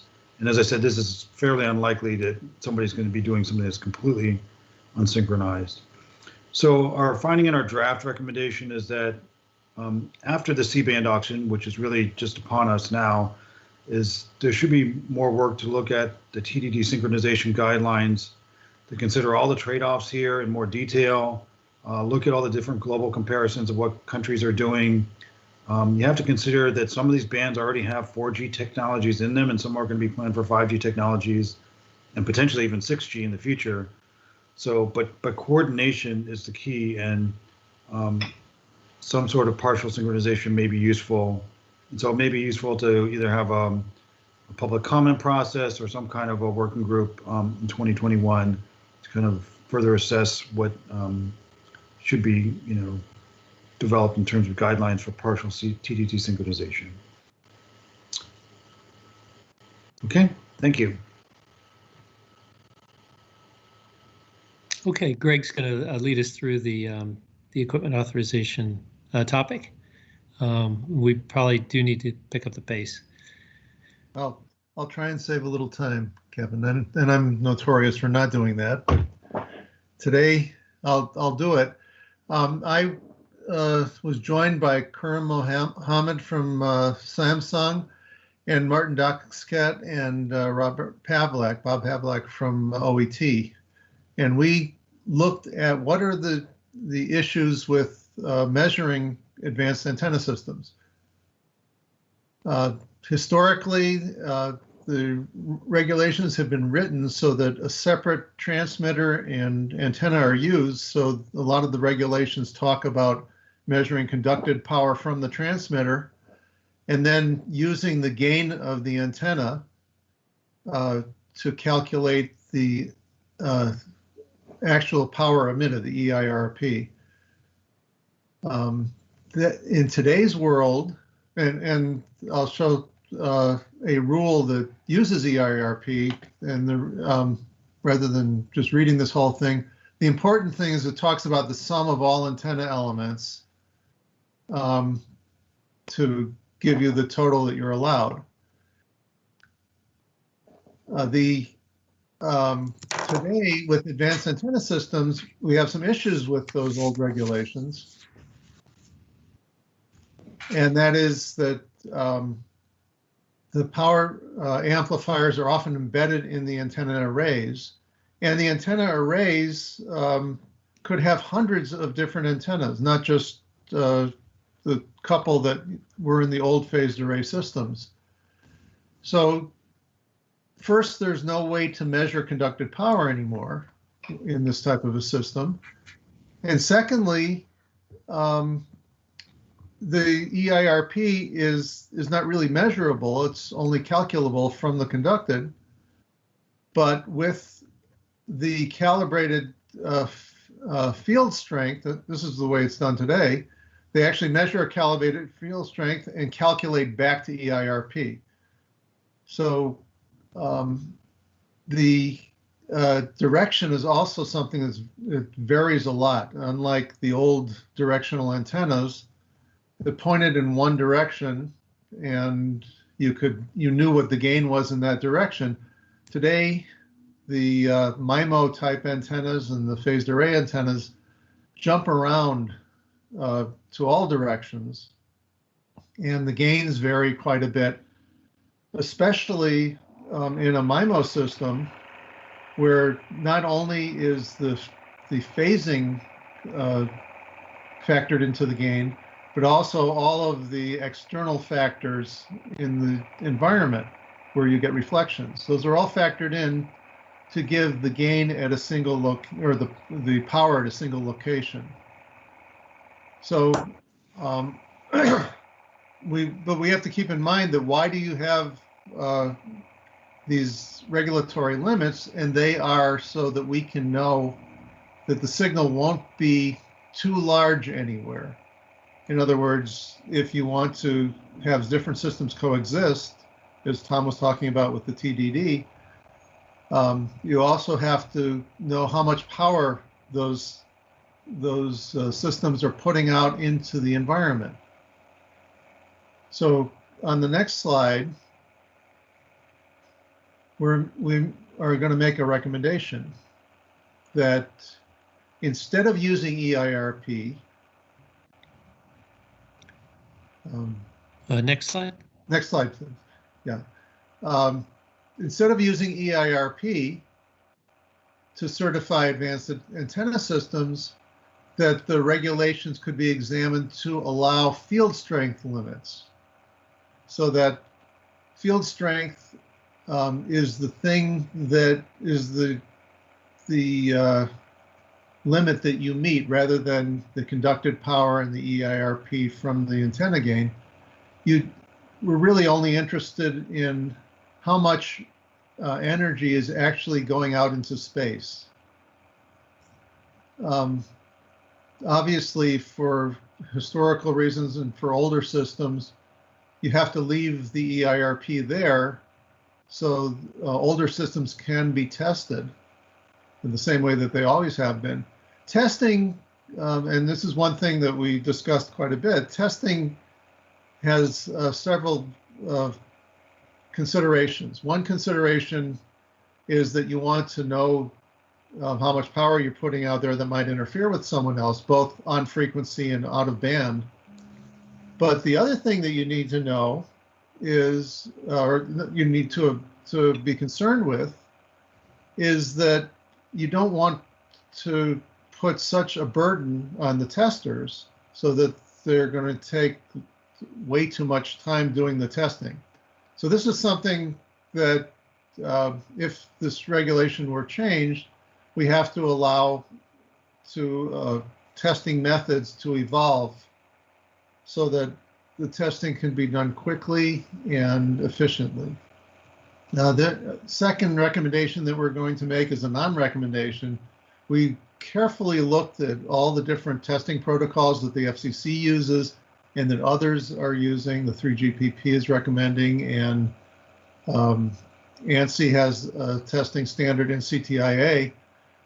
And we confirmed that what the FCC is using for testing with today's regulations is appropriate and the best that we think that they can do. So we're recommending that not be changed until regulations are changed. On the next slide, we're going to recommend future study, because this is really the exciting part with advanced antenna systems. Not only are we looking at the power flux densities at the location that has the highest gain, or where you're pointing the antenna, where you're pointing your pattern, but really you want to know how much isn't going in all the other directions. So what we think should be studied in testing for AAS in the next year is coming up with a way to test probabilistic 3D patterns of these antenna systems, so that we'll be able to predict how much energy is going where we want it to go and how much energy is not going where we don't want it to go, both in band and out of band. What that could do with that information, a database, some sharing database or an SAS could take that information and allow different stations to be closer together, because you know that one station is operating in one direction and the other is operating in the other direction. And even though they're very close together, they're not going to interfere with each other because they're pointing in different ways. The other thing that we looked at that bears further study, and we'd like to look at this in the next year, so we have found information in other studies that power amplifiers get fairly nonlinear at their highest settings, causing more out-of-band emissions.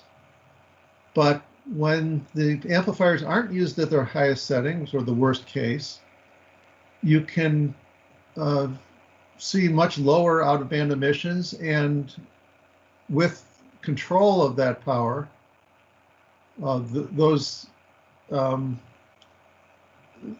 amplifiers may be able to be used closer to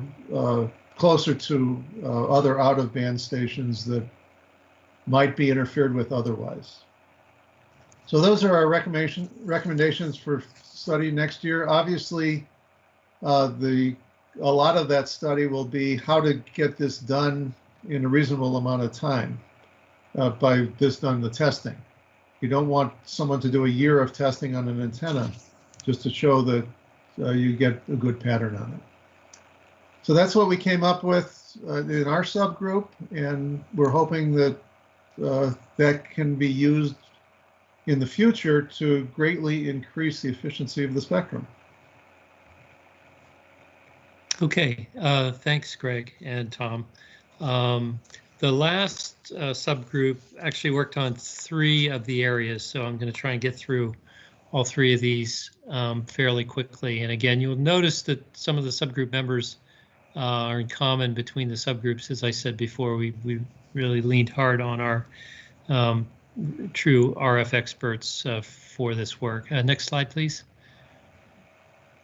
So in looking at how to address interference management for these dynamic RF environments, we really looked at three challenging areas: the measurement of radiated emissions and what impact they have on interference, how to identify these now much more widely varying interference sources, and how to mitigate interference without impairing the performance, effectiveness of the AES systems. So then we ended up looking in 3 areas, which I'll cover next. So next slide. So in the first one, having to do with radiated emissions. Now this sounds a lot like what Greg was covering, but this is more in terms of what you use for coverage, compatibility, planning purposes, rather than, let's say, testing of equipment. But as Greg had noted, you can't really do conducted power measurements in a straightforward way with these AES systems. And so, total radiated power, some type of radiated power measurement is essentially what you're forced into. But from the work of the group, it was clear that the detailed relationship between radiated emissions of a dynamic system and the potential victims that would be suffering from the interference is not fully studied and worked out here. And so the recommendation in this area, because this is quite a deep technical area and it could vary by the type of different victim as well, you would need a really broad-based expert group. So we're recommending a multi-stakeholder type study on the application of techniques to average the radiated power and relate that to the susceptibility of victim systems. So there's a number of sort of seed questions listed here on the right-hand side that would seed that work. But really the dynamic setting up here is if you do worst case with these AES systems, you're probably being way too conservative and minimizing the utility and the potential spectrum utilization of those systems. But you could imagine going to the other end of the spectrum as well and not adequately protecting. So the consensus from our small expert group here was that really further study and in-depth study is needed to better understand that relationship so that you could come out with a good method for averaging the radiated power and being able to relate that to interference susceptibility of victims. So that's the first of the three. Next slide. The second topic is a bit more straightforward, and that has to do with transmission identification. We really looked primarily at two areas. One is RF fingerprinting, and the other is the use of explicit transmitter identifiers. So the RF fingerprinting would involve really just a monitoring of the RF, but then doing very sophisticated AI/ML signature analytics on that to be able to identify the transmitter, not just what type of transmitter it is, but the specific transmitter. Now there is academic studies in this area, which makes this look like a promising area. And the benefits of this type of technique are that it would apply to all existing systems, not just new systems going forward. And it could have less impact to the receiver end, depending on how it's implemented. So if the base station has to implement the function itself, it might be quite complex. If it's something that can be kind of on the side and co-resident, then it may be a much more practical thing. So those sorts of practicality issues we didn't have time to work through as a work group. And of course, the other part of it is maybe perhaps early days in this, and the how deterministic it is in identifying these. We don't have a lot of data on there, despite the fact that academic studies make it look like it's promising. The other technique would be to come up with some type of a transmitter that's essentially embedded in the signal of the transmitter, something that presumably would be able to be decoded without having to have a full receiver, because you want this to work between unlike systems. The benefits of this really would be, since it's implicit, it would be much more straightforward, much more deterministic, and so therefore more reliable. Though, of course, whenever you add things like this, it adds more cost and complexity to the systems, and this would impact the actual systems themselves for sure. The other, downside of this is that this would probably be primarily for new systems going forward. So maybe this is a 6G, Wi-Fi 7 type of an animal. So the two of these could be complementary, but our recommendation is that for a feasibility study, really with industry and the standards organizations, but also including academia and federal agencies as well as appropriate, on coming up with effective means of identifying transmitters. With the more dynamic environment we think this was a very important tool to be developed to enable some of the other use cases that I'll actually get into next. So next slide. So the third area is probably the biggest here. I've covered a lot of this just to say that we looked at a number of use cases and we kind of broke it down into two major categories. The first one being things that are on a short time scale and are really closed loop mitigations.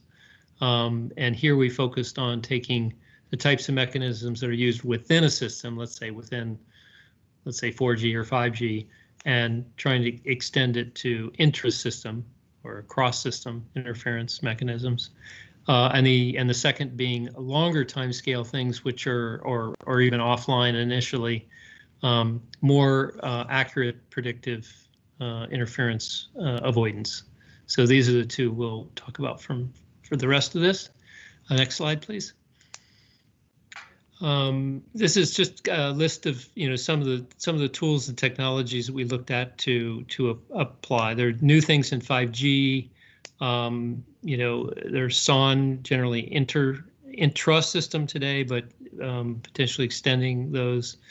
Of course, pervasive sensing in many places, the unique identifiers we talked about, potentially intermediate sort of relay or clearinghouse type functions, crowdsourcing, and AI ML. And these would be used for these two types of use cases. Next slide, please. So just to kind of give a top-down picture of this, of these two that I've been referring to, the first one there in blue is this more near real-time closed loop type of use cases, and this tries to map it onto a kind of set expectations onto a time map.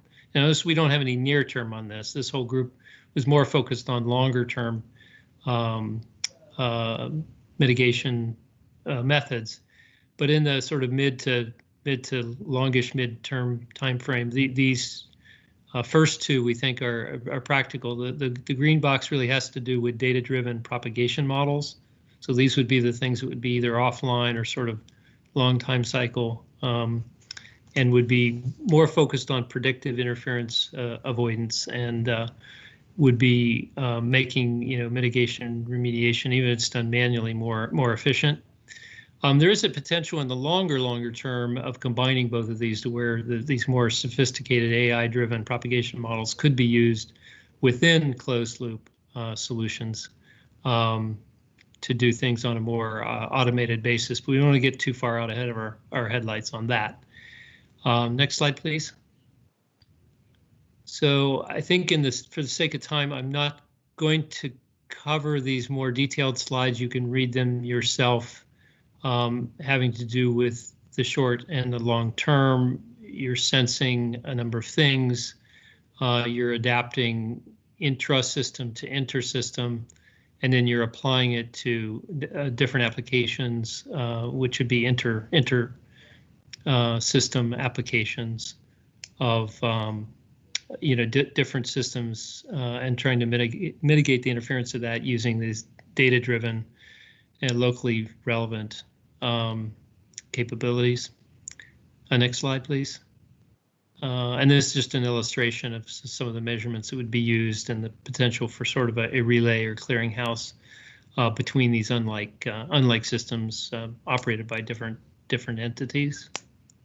Next slide, please. This is also one of the maybe more detailed slides I won't cover in detail, except to say that here it's just for a moment, longer term, collection of data using, learning and modeling and focusing on predictive avoidance. And this will bring, benefits for models that can be applied in many places, can be used, for different systems and between different systems. And yeah, let's go on to the next slide. Yeah, we should be wrapping up pretty quickly here. Yeah, you're almost done. Okay. So the idea of data-driven propagation models is a very exciting area, so I want to spend just a moment on that. And we did have great inputs here from Preston Marshall at Google. We talked about a little bit in an earlier meeting, but the idea that existing modeling is generally over conservative, and that there's quite a bit of a difference between the Longley Rice type estimates that are done and actual measured data, and quite a bit of data that Google had generated on this. And this fits very much in with this idea of using these new tools to really, sort of lift all the ships in the propagation and interference mitigation world through the use of AI, crowdsourced propagation data, but also much more granular geodata. So in other words, details on structures, even the outside materials in structures that would change their reflective properties and things like that. Doing this at a sort of a localized basis, even a hyper-localized basis over time. I think the next slide we'll skip. This was really just a view of what it might take to get those longer-term data-driven propagation models. A lot of things would have to happen. And up front, you would need to have a lot of alignment across the players that would need to share the data and use the data. So recommendations in this area are really, again, mapped to the blue and the green boxes, if you will. For the first one, again, we were looking at kind of a multi-stakeholder expert technical group to study the potential of extending the intra-system to inter-system active interference management on a closed loop basis, because this will require consideration of what types of more or less technology neutral measurements can be applied and how effective they can be. That would be a pretty big undertaking and will require quite a bit of expertise to be able to do that. The second one is also perhaps even a larger undertaking, but a very worthy one, which is to try and develop this field data-driven local propagation models, which with the crowdsourcing and the AI machine learning, and also in the very long term, potentially using those in closed loop mitigation. So here our recommendation is to really try and build up broad industry interest and engagement in a research type program in this area. It will take a lot of players working together here, some building the models themselves, many sourcing the data and using the data and providing a lot of feedback on the data. This would also, because of the size of it, will probably need things like NSF funding and leadership to make it happen, and many different players to make it happen. So we kind of present this as a certainly a longer term, but a very important goal to strive for. So the final slide I won't cover because I already covered that in the chairman's talk, but this is just a summary. And I'll turn it back to you, Dennis. Very good. Thank you again for the great work, and especially for your leadership, Kevin and Tom. A lot here for the FCC to chew on and for us to move forward on, but really a great deal of work. Time is escaping us, unfortunately, so we're going to have to transition very quickly, not giving much time for the discussion, which is usually such a hallmark of our group, but we'll carry on and pass things over to Brian and Russ, and hopefully there'll be a little bit of time at the end for any summary questions on any of the groups. So take it away. All right, so we've had to put our game face on to get through the rest of the presentation. We've been handed the fourth quarter. We're down quite a few points. So we're going to get with it. If you can move to the next slide. First, I want to thank our coaches on this slide. If you back up, I'm sorry, I missed that. Thank our FCC coaches who were very instrumental in guiding us throughout the year. Okay, next slide. All right, so what we're going to cover today, we'll go through the charter very quickly. The recommendations up front. We'll talk about some of the SMEs we talked to. Brian will cover our standards and deployments, and then we'll split the key observations and head into final recommendations. and also cover some of the 2021 topics. So if you can go to the next slide. What I want to call out here is I think it's fantastic. By the way, this is our offensive and defensive and special team members. I won't say who's offensive, but what's really important when we come to the TAC, and I hope it continues this way, but people lead their gang colors, or so to speak, their affiliations mostly outside the TAC. And this is what's really successful to the TAC being a team and being able to make actionable recommendations, in my opinion. So I just hope it stays that way. Next. All right, so we covered this in the chairman talk. I'm just going to hit it very briefly. There's 3 key points that were in our charter, and then a couple others that were a little bit sort of on the fringe. The first one, which was a big concern, was Open RAN, and we did quite a few deep dives around Open RAN. The next one, 6G, and this is about America's future and also technology future. IoT, as we see and heard the chairman this morning, his viewpoint on IoT success really depends a lot on 5G, and we're going to dive into some of that in detail. And then the other 2 topics, spectrum sharing, that the FCC asked us to take a really good close look at sometime in August timeframe or so. And we've got a joint recommendation there with other working groups. And then 5G security, which we covered a bit too. Next.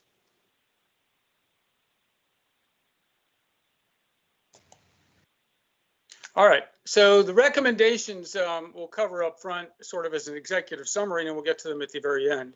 And I covered these in the chairman section of the meeting, but just we'll go over them again fairly quickly, and then we probably won't dive too deep into them at the end. So related to O-RAN, realistically, the FCC could support some of this multi-vendor interoperability that's needed, and this is some of the concerns right now.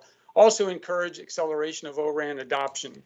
On security, there's more work to be done, to be honest, but spoofing and interference are real conditions and concerns. System supply chain is going to become a growing one with disaggregation. Network reliability and resilience is an area we started to look into the last half of the year, and there's probably good activity to look at that further in 2021. On 6G, again, it's not too early to get involved. There are challenges today that we call out related to lack of fiber for front haul, back haul, X haul, as we call it. Also power reliability of the network, the power network, as 6G and 5G both will require the reliability of power to be successful. There was also some architectural changes, both evolved IAB or integrated access and backhaul, which we'll talk a little bit more about, and mesh networking, which is emerging. And one of the things that's really critical, we think, is creating a US roadmap. And we'll talk about some of the industry efforts there. And then as we look at 6G, a lot of the focus in spectrum has been on terahertz. There's some questions on readiness where there's a lot of uncertainty, so the need to support research is important. Then up on spectrum sharing, we're going to cover this in fairly good detail in the recommendations or in the detailed slides.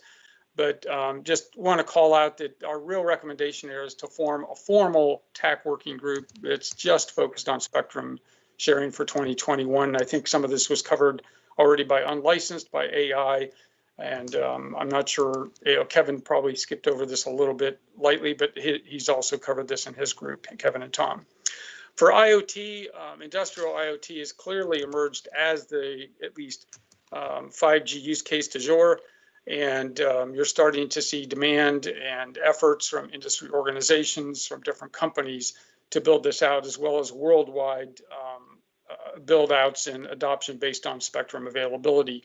So our recommendation there is related to locally licensed spectrum desired to provide that necessary determinism. Next slide, please. All right, so we've had, whoa, one too many. Yeah, keep going. So we've had a number of talks. This is just fourth quarter. The other presentations are now public up on the FCC webpage, but this past quarter, we started off with EIRP, as this wasn't formally a part of the TAC working group, but there had been concerns about a lot of the press in terms of harmful interference. So just want to make it very clear that the outcome of that, the FCC regulations, are derived from scientific standards and decades of work there. no harmful interference as noted in any of these studies. And then as we look at 5G security, we had Qualcomm give us a readout on what CSRIC working groups 2 and 3 had done, both for NSA and SA architectures. These things will continue to be worked on, but this is something we felt was very good work, and we reference it. We don't want to repeat what CSRIC has done, by the way. And then we had a good discussion on open programmable 5G architectures from Power. Manu Gosen, one of the PIs with Power, gave us a good presentation on some of the things that they see coming, and they're driving everything from white box radio to open air interfaces as we start to look to late term 5G and early 6G. Samsung gave us a very insightful 6G presentation. We did spend a fair amount of time looking at 6G this past quarter, and Samsung shared their vision, which is there's a little bit more reference later in the presentation we'll dive into. One of the key points there, disaggregation and virtualization will continue along with software capabilities driving some of the services. And then Qualcomm and Ericsson gave us an overview of a 6G conference that they both participated in. And again, a lot of the points there are, it's not too early to get involved in these things are continuing to be defined in some of the releases in 3GPP as well. Next. One of the more interesting talks I would say we had this past quarter was related to autonomous transportation or connected transportation. We had a SME from Nissan come in and speak. And interestingly enough, while a lot of people look at AI being a key driving point for connected transportation, his viewpoint is that you will need a human in the loop, at least for some time, because AI systems can be fooled, and we've seen that, I think, even from Adam and Lisa's work. AI systems can get fooled or confused, and at some points, and he showed us a model example of where humans could get involved. Then we had a very interesting panel with some extremely great industry SMEs on the new IP that's been proposed in ITU. The net out of that conversation realistically is the current IP is still evolving and able to support and expected to be able to support any of the services that have been defined in the new IP. And therefore, there was no real technical basis to move to this new IP. NextG Alliance was presented by Mike Nowacki of Addis, and this is helping drive some of this, quote, 6G roadmap that we've talked about. Very good work, a lot of industry involved. There's a number of other organizations. This one is specifically focused on the US, North American market. So we'll see how that goes. It's I think they just had their first meeting in the last week, so more work there. So with that, Brian, I'm going to hand the ball over to you. Okay, thanks, Russ. If we move to the next slide, we'll go through some of the standards and industry consortia updates. And the theme, as has been through the throughout the year, has been COVID-19 and the impact that it has on standards. Even though we've made it through release 16, we are in the midst of trying to figure out what release 17 is going to look like and when it's going to happen. And at the December plenary meetings, which are going to happen in another week, hopefully we'll get better insights onto what that ultimate schedule and content will look like. There's a lot of concern that if the electronic meetings go past June next year, the delay to release 17 is going to be greater than 6 months that's currently projected. And I think there's a high probability that we're going to see the COVID-19 impacts go beyond June of next year. As of right now, the first half of 2021, the meetings are all moving to electronic meetings. I think there's some hope that with the vaccine announcements that there'll be some face-to-face meetings in the second half of the year, although I'm not going to hold my breath on that because, with vaccine rollouts and criteria for getting back together on a global scale, I think it's going to take a little bit longer than another half a year before we get back to that situation. Release 18 is also underway as far as the initial studies on that. And if we go to the next slide, we'll talk about that a bit. the completion of release 18 obviously is going to be impacted by what happens in release 17. There are 14 studies that have been agreed upon. I'm not going to read through these in the interest of time, but they are focused on a lot of the verticals and enhancements to the overall system. The agreed list is quite full in terms of availability of time, so it's it's likely it's going to get trimmed down, especially with the ongoing COVID, and it's anticipated that as we progress and get a better view on release 17 and release 18 will start to materialize at that point. Best guess timing right now, it's 2023 to 24 timeframe for release 18, since release 17 is in the 2022 timeframe at this point. Next slide. The O-RAN Alliance had 20 new specifications developed since June, including the ones listed here. Again, in the interest of time, I'm not going to go through the details of those.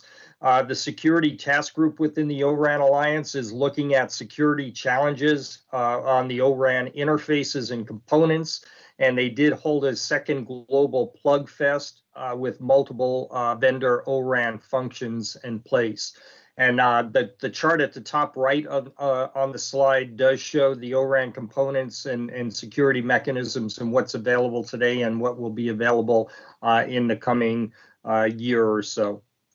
Next slide.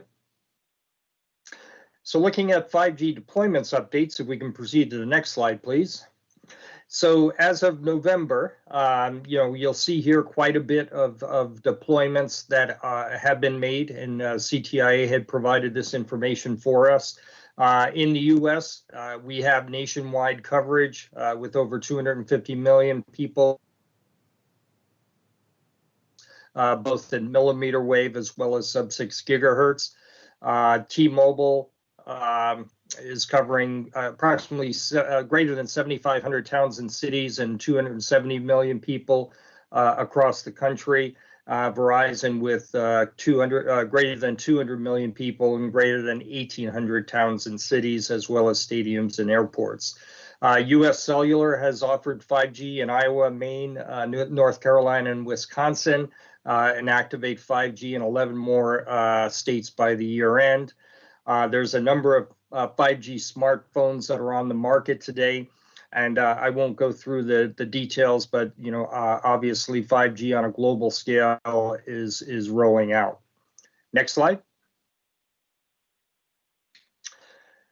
And this just gives a good summary of the overall rollout outlook on a global basis. And as you can see, the number of regions and countries is expanding as we speak, and this trend will continue, as we proceed into 2021. Next slide. So working group observations. We move to the next slide, please. So on Open RAN, and one more slide. So the potential recommendation areas we looked at, certainly the FCC could have a role in driving Open RAN by encouraging development of the Open RAN ecosystem, supporting innovation, standardization, testing, security, and reliability, as well as open R&D opportunities, including research on open 5G and the emerging 6G technologies, and supporting the interoperability through public-private events such as plug fests and testing in existing 5G test beds. There's also a need for awareness of the differences between O-RAN for the new entrant, the greenfield, as well as brownfield deployment timelines, and specifically some of the challenges that operators will see with system integration concerns, as well as legacy and existing network integration. Next slide, please. In the area of security, resilience, and we'll start at the security advisements. 5G is more secure than 4G by design. However, it does create a larger threat surface, and massive IoT adds additional threats such as distributed denial of service. The CSRIC Cistrix 7, which is ongoing now, made recommendations on 5G security and the transition to 5G in the fall, and we provided the link on these slides. The overview of security threats and actions is the industry is considering zero trust models. There are capabilities such as network slicing that will provide traffic isolation, thus enhancing security. Edge compute does allow threat detection to move closer to the source of the threats, thus enhancing the security capabilities when you do have an edge compute environment. Disaggregation and additional virtualized network function does increase the threat surface. There is a push on to how to ensure we have a clean supply chain, and there's a number of industry activities looking at supply chain security. There are potential network sharing security issues, including with interconnection and network hosting. Jamming and spoofing issues are real and becoming more frequent. It's becoming easy and low cost to jam. And there are Open RAN specific concerns. Will the openness of software have positive and negative effects on security, as well as the disaggregation faces security challenges? And the Open RAN itself creates additional threats because of new interfaces and integration requirements. The ORAN coalition has created a security task force, as we mentioned, to focus on threats related to Open RAN. Next slide. In the area of reliability, power reliability and backup for the 5G architecture and service was one of the areas we focused on. Specifically, the reliability of the power grid is essential for communications infrastructure, and critical services do require zero downtime, very high reliability. With the massive deployment and densification, we do have a challenge with that in availability and capability versus economics. It's not realistic or practical to have battery or generator backup at every small cell site. And this is an opportunity for further study.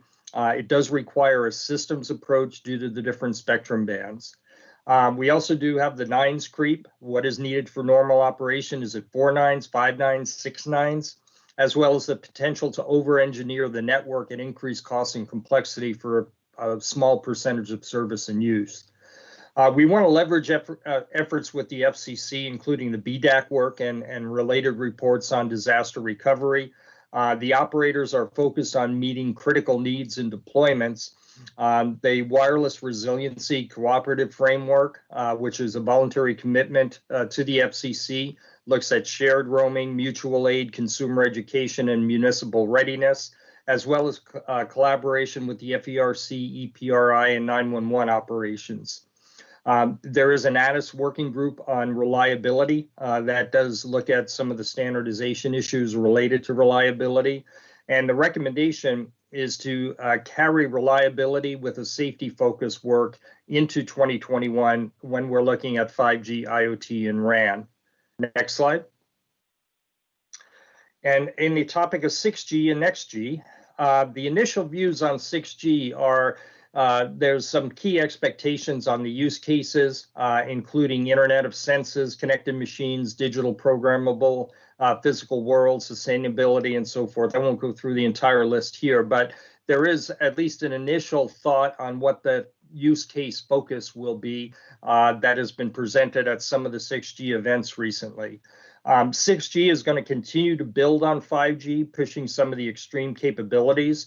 There's going to be an increased focus on softwareization, openness, virtualization, and further disaggregation of both the RAN, as well as white box radio, embedded compute, and AI end-to-end. Next slide. The technology focus areas, new spectrum.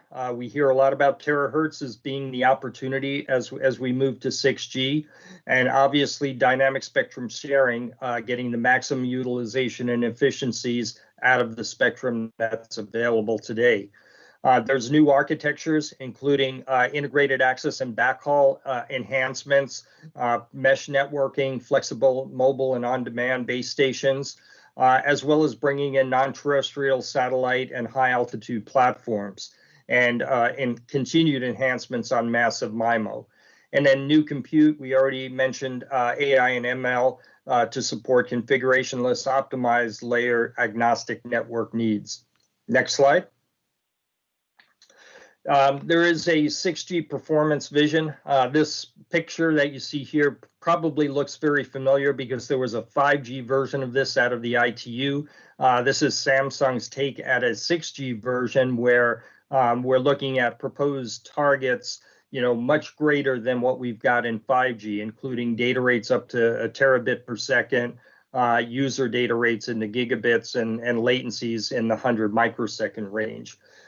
This will require new service requirements, including substantial compute, higher data rates, extreme low latency, reliability, density, location, and low power, and including some of the new services such as ultra high resolution sensing, more sensitive location accuracy, face recognition, anti-spoofing ability, as well as gesture and motion recognition.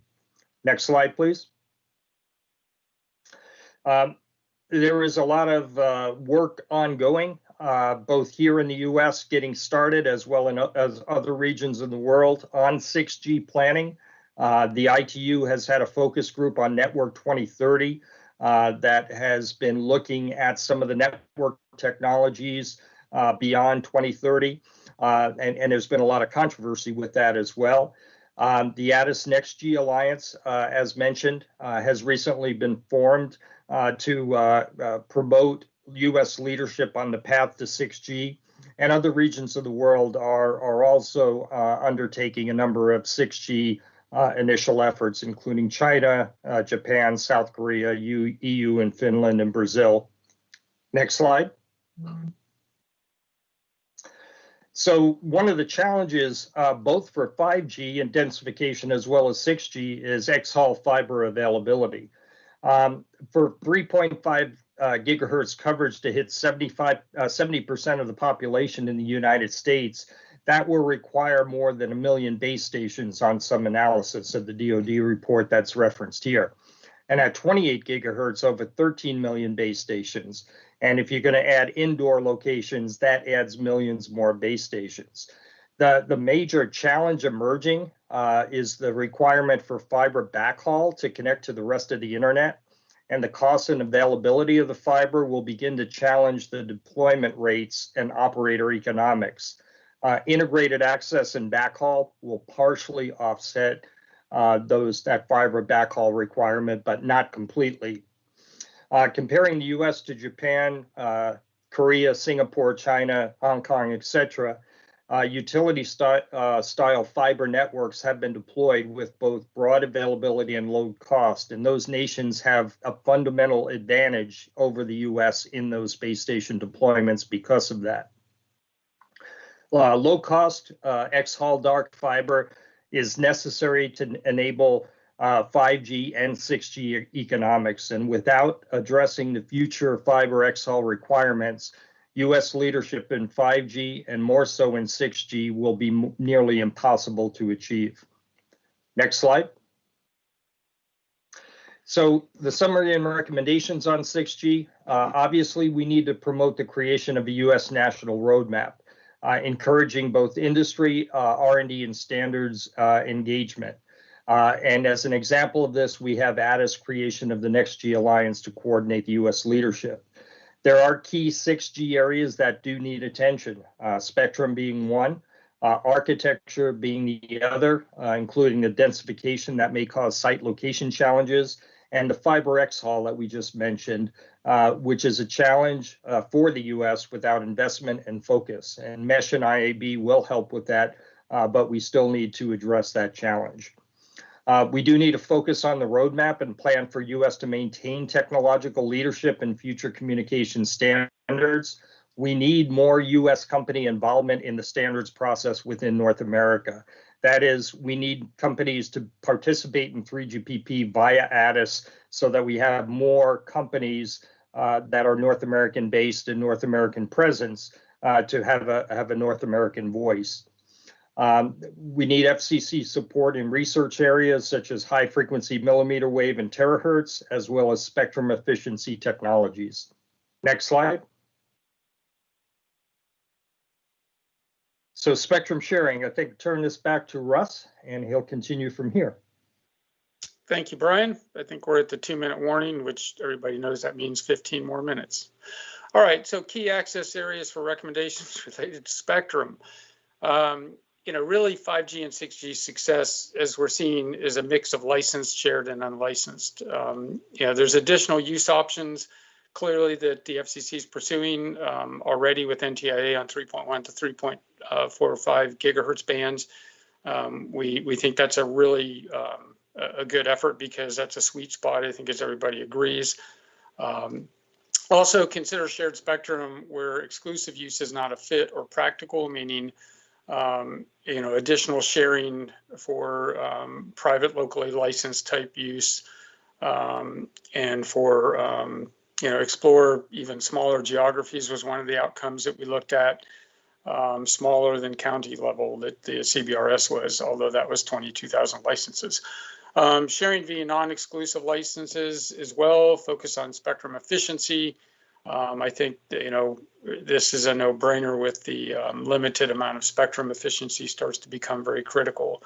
And then looking at novel approaches, the U.S. has a leadership role there and will probably continue to, but we wanted to point that out. There's additional exploration in the 7 gigahertz to 24 gigahertz bands, as well as high millimeter wave and even into terahertz, as we've discussed a couple of times. Next, please.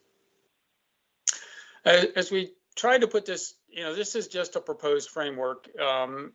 If there is a spectrum sharing working group next year, they could look at this as potential framework for how they start to proceed. But some of the goals clearly in terms of devices being able to operate in different spectrums, and also move from a licensed approach to a usage approach, even longer term spectrum awareness approach.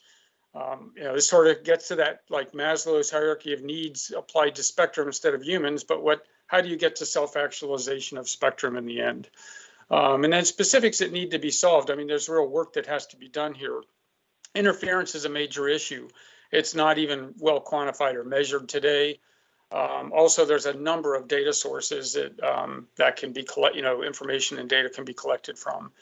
Also, radio and receiver capabilities and sensitivity need to be looked at. Noise, rules and regulations related to enforcement on bands, devices, radios, etc.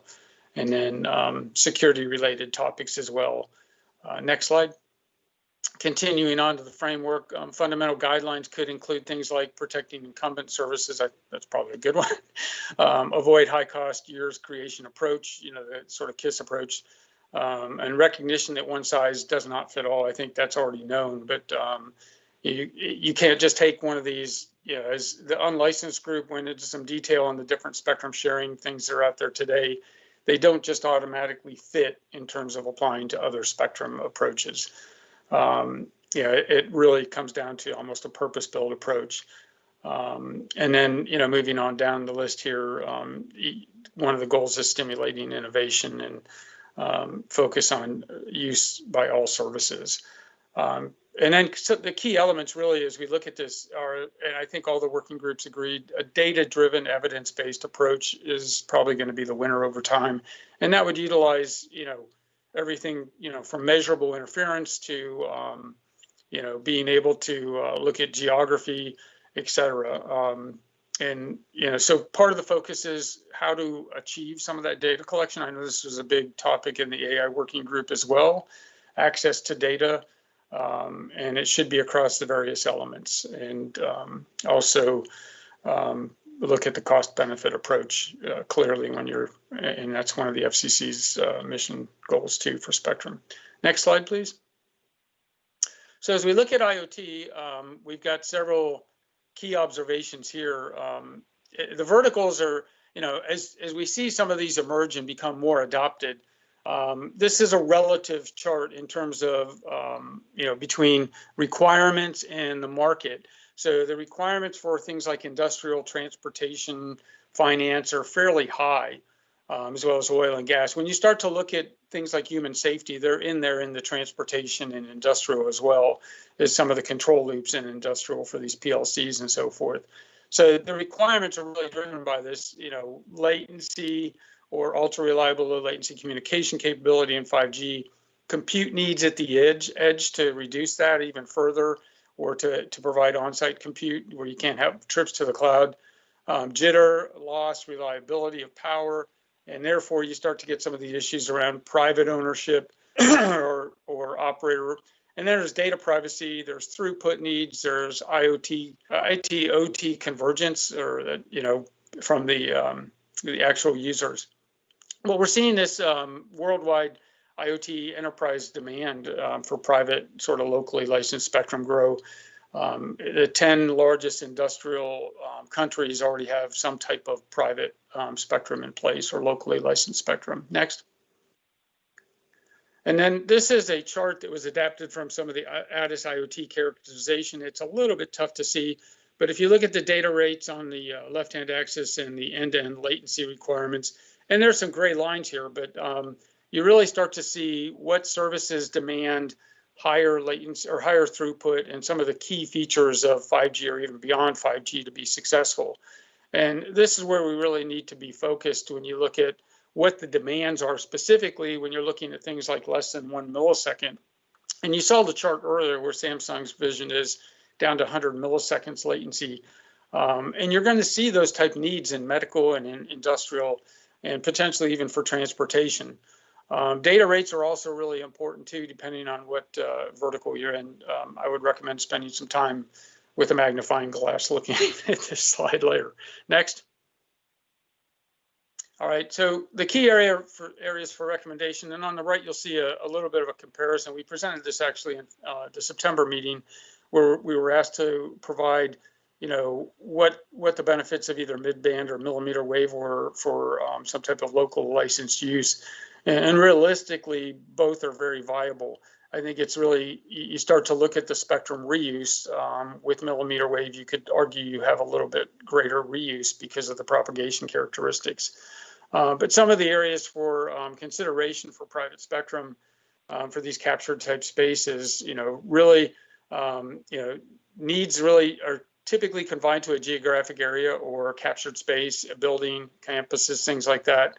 So licensed models, it could be considered everything from lightly licensed to private. Again, this is where either licensed models don't fit the bill or not sufficient due to other issues. This would also allow the U.S. to compete with private deployments that other countries are currently leading. Again, CBRS, I think everybody is aware, offered the ability for shared spectrum, but even for that slight amount of interruption that could happen and probably won't, that could create a problem in determinism for people that they would not even consider CBRS as an option, like for some of the deterministic needs. So again, both midband and millimeter wave are applicable.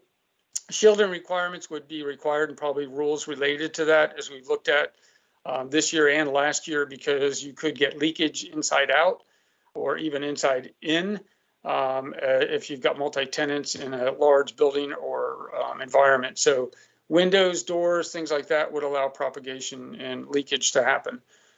So that would need to be limited in terms of the propagation and the emissions. Vertical studied, we looked at industrial. That's got probably the strictest requirements that we've heard from in terms of some of the PLCs and control loops involved. Cities have a very wide range, and so QoS requirements, and it depends if you start to include transportation, which transportation is quickly emerging. And so there's other issues, I think, with transportation in terms of a large scale networks being built to be able to do wide vertical capabilities. We've also looked at medical, which again has very wide use cases, everything from remote surgery, robotic surgery, to just monitoring of like in-home type monitors, things like that. So that's something we need to keep an eye on. Also, the other thing that's kind of interesting, 3GPP has a program called RedCap that's underway in an effort, and it's really about creating sort of a mid-class level of IoT capabilities, which would have somewhat reduced capabilities on bandwidth, but is higher than what I would say is narrowband IoT, but not the full feature-rich 5G. So this will also enable a large number of new IoT devices to be connected, and it's something to keep an eye on. Next. So overall recommendations, if you hit the next slide, we've covered these. So I'm not going to recover these. If we go to the next slide and one more, we'll talk about just, our viewpoint. We do feel we hit a good stride here in 2020. We made some substantial recommendations, but there's more work to be done. So some of the, the group focus areas the group came up with for 2021, if the FCC continued this working group, would be, starting to look more detailed at the transition from NSA to SA. That's non-standalone to standalone. Also more work on Open RAN as well as virtual RAN, whether that's two separate working groups or sub-working groups. It's there's still work to be done there for the multi-vendor mass deployments to start to happen. 6G evolution and planning, our viewpoint is, that could have started last year, but there's still more work there. We did a substantial amount of work. IoT requirements, again, I've mentioned some of those that will emerge. Also the impacts of private networks related to the spectrum and locally licensed. Technology roadmaps, this is something we were talking about in the team where the TAC could probably start to provide at least a technology roadmap viewpoint. This is not to pick technology winners or losers, but just to point out the, X number of items are on the technology roadmap the FCC should be aware of. Other topics, small cell deployments, network reliability and resiliency, which could become fairly critical, standards coordination post-COVID, and then the security, which it never goes away, obviously, but jamming, spoofing, supply chain, these things will become more important as we see even greater 5G deployments down the road. Next. I believe that's it. So thanks. We got fairly back on time. So hopefully if there's any questions, we have a couple of minutes. No, outstanding job, both in what you've accomplished, what you've presented, and even doing it very expeditiously. So the great news is that both you, Russ, and you, Brian, speak very rapidly and very coherently at the same time. So that really helped to bring us back to a place where we will be able to end on time. Are there any questions or comments that people would like to make on the presentation?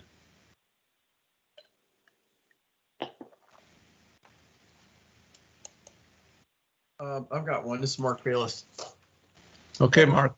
One of the things that Russ was talking on, and it was brought up in the others, the amount of total base stations that will be needed in 5G, and the fact that we have so many intelligent antenna arrays. The amount of failure of those antenna arrays and the possibility of them to cause interference and noise is definitely something that, as Greg had addressed, is going to become fairly critical. And so I think that's something that we really need to focus on if we move into next year.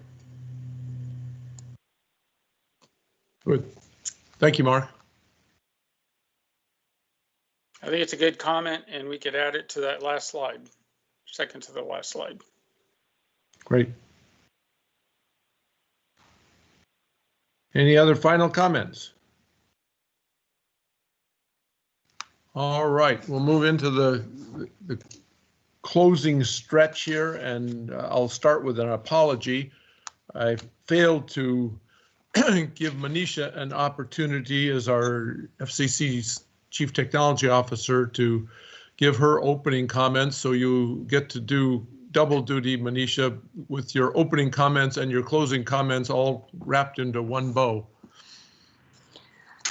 Thanks, Dennis. And I've been listening in, and I've seen most of the slides before, and I've attended quite a few of the meetings.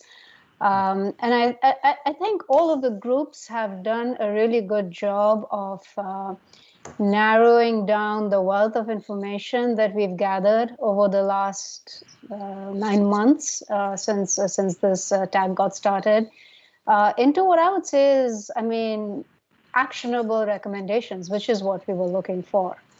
I was very happy to see on the unlicensed front, especially, mention about going back and looking at the 5 gigahertz band, because that is something I've been looking at personally, and it's a real shame that such a large portion of that band is so severely underutilized today, even though it has been allocated for years past. I'm not sure, which of these and in what form all of these various groups will continue into next year. But definitely the recommendations we've seen are something that I'm sure the rest of the FCC liaisons will take into account going back. The 60 gigahertz one is a very actionable recommendation. The AI ones, that's harder, but I think the focus on data and how important it is to move forward with anything AI, especially in wireless, these are all, bang on. And again, I'd like to reiterate, the job that you guys have done. People like Lisa battling immense hurdles in their personal lives to put those aside and work together has been amazing to watch. Thank you all for your contributions. Thank you, Manisha. Ron Rapazzi, do you have comments that you'd like to share with the group? Closing comments. Thank you, Dennis. So I had the opportunity to offer opening comments, so I just maybe want to reiterate a few things here. One, the incredible amount of work that went into this session. We were under extraordinary circumstances this year, all of us, again, professionally and personally in many respects. And I'm very pleased to see the deliverables being met. Incredible work that's happened in each of the working groups. It's a true testament to the dedication of the TAC members and the FCC career staff that have been working hard in a liaison capacity over the past 9 months, 10 months since things really kicked off from a TAC perspective. Plus, Dennis, thank you for your chairmanship of the group here. Very good job orchestrating things through a very difficult time. Again, incredible workload, and as the chairman had remarked, this is all volunteer from your perspective and from the members' perspective. So again, it's truly appreciated the level of volunteer work hours that went into reaching all these recommendations and the deliverables that were made here. So again, thank you all to the TAC members and the FCC liaisons for all the hard work that went into this TAC cycle. Thank you, Ron. Michael, your turn. Yeah, I just wanted to echo Ron's appreciation on, especially for the working group chairs, hosting the meetings every week. It is a lot of work, and on top of all the workload you're carrying, that, as Ron said, is all voluntary work, and cannot thank you enough, as well as all the other FCC and the OMR staffs who are making this meeting happening. And also, just want to let everybody know that we are planning to have a bit of a happy hour, maybe next week or so. So, look forward to some sort of an invite either from me or someone else to organize that, so that we'll have an opportunity to, see how everybody has been doing in this incredible 2020. Thank you. Okay, and Martin, since you have ended up with the heavy load here at the end and pulling things together and orchestrating the meeting, which we actually had a dress rehearsal yesterday, and I can tell you things run very smoothly today because we had a dress rehearsal yesterday, and Martin is smiling and laughing, and he could explain that himself. So Martin, please take it away. I don't have anything much to add. It's just to thank you all for your hard work. It's been great. Thank you. All right, for me, this is sort of the good news and bad news with this session. It's an extraordinary year. It's already been commented upon by many, but the accomplishments that you collectively have made is just amazing. And the presentations today were also absolutely outstanding presentations covering the breadth and depth has been suggested. It truly is amazing when you think about our industry and all that goes on there.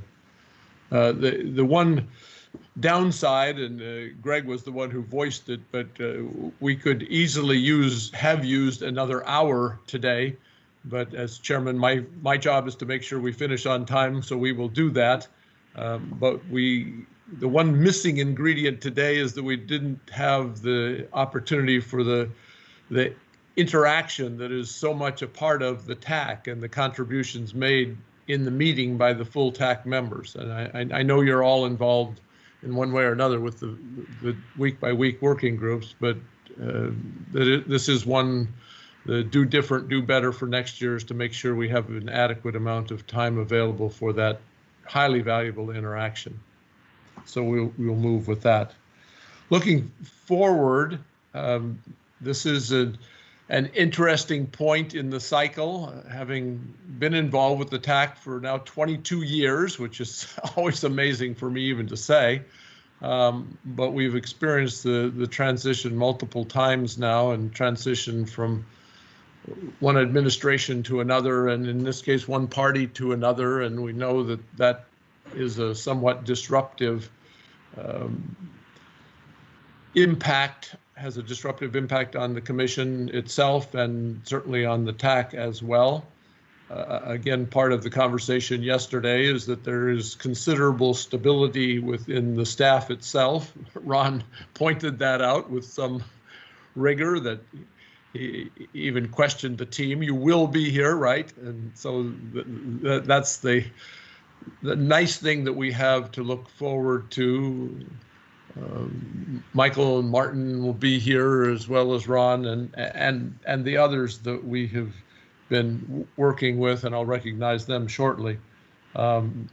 You weren't on the call, Manisha, to volunteer your continuance, but we'll hope that you will also be ongoing for the considerable future to keep things going in the way you have in the past.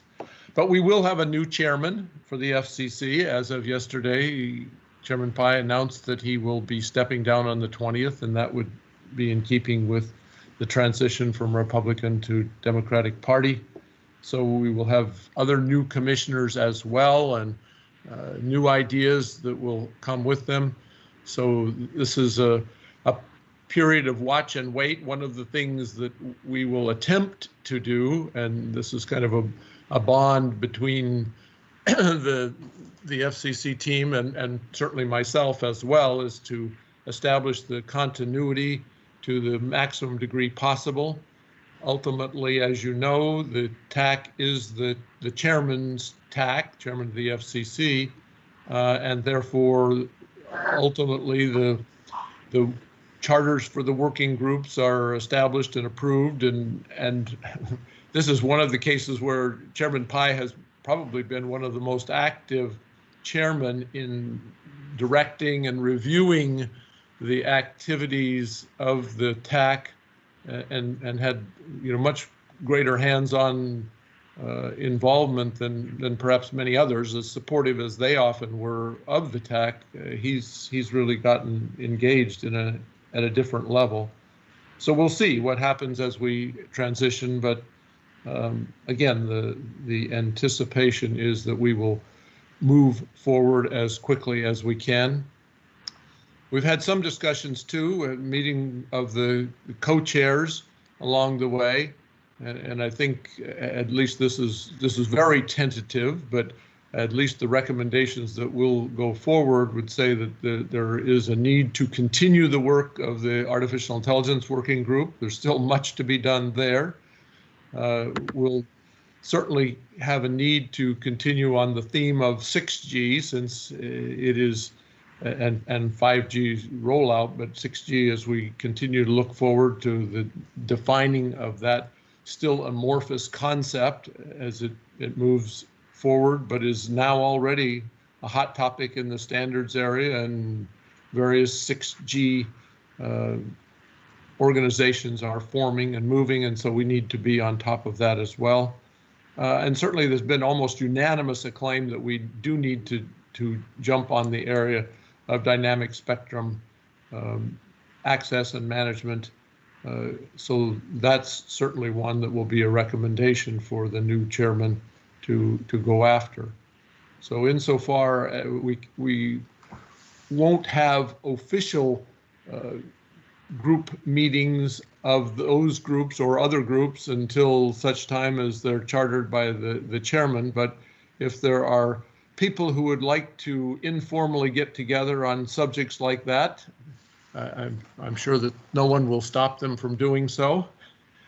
That's the politically correct approach to this. So you can view that as an opportunity and one that would be good. You've already heard from Michael the proposal for a happy hour, and I think a lot of us would like to have a happy hour, to maybe a good riddance hour to 2020, given what that has been for so many of us. But that the tentative date has been proposed to be the 9th at 4 o'clock Pacific time, 5 o'clock Mountain time, 6 o'clock Central time, and 7 o'clock Eastern time. So that is the initial proposal on the table, and you can suggest alternatives to that as you will. The other items for me, there have been a lot of thank yous already provided, but I will add my thank yous as well. First to our chairman in absentia, Chairman Pai.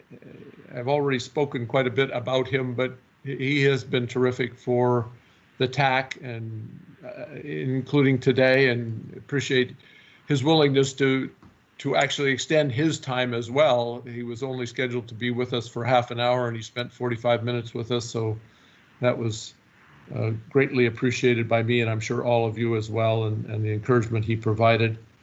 I would like to recognize the co-chairs of the groups. You do have a disproportionate burden on your shoulders, and we do appreciate the 8 co-chairs and the contributions that you've made this year. And I'll add to that those who've chaired subgroups have contributed and in some cases presented today, because those contributions are significant.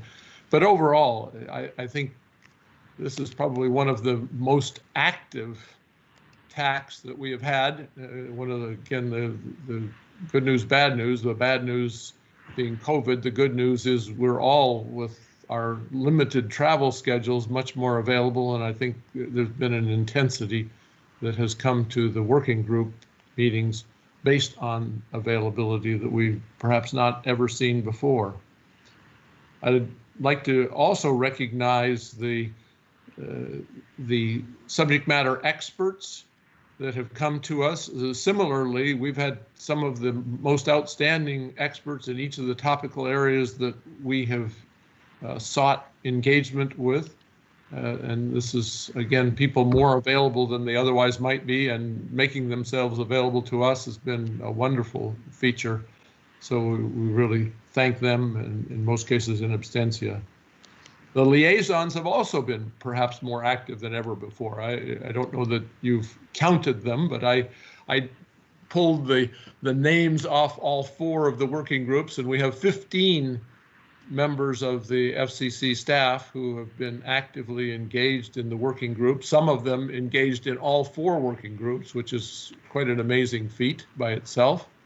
And really appreciate the liaisons, both for the guidance that they've provided, and it's really a great deal of what the TAC is all about, because it is the liaisons who are the human embodiment of the transfer of knowledge from the working groups to the FCC, which is what this is really all about.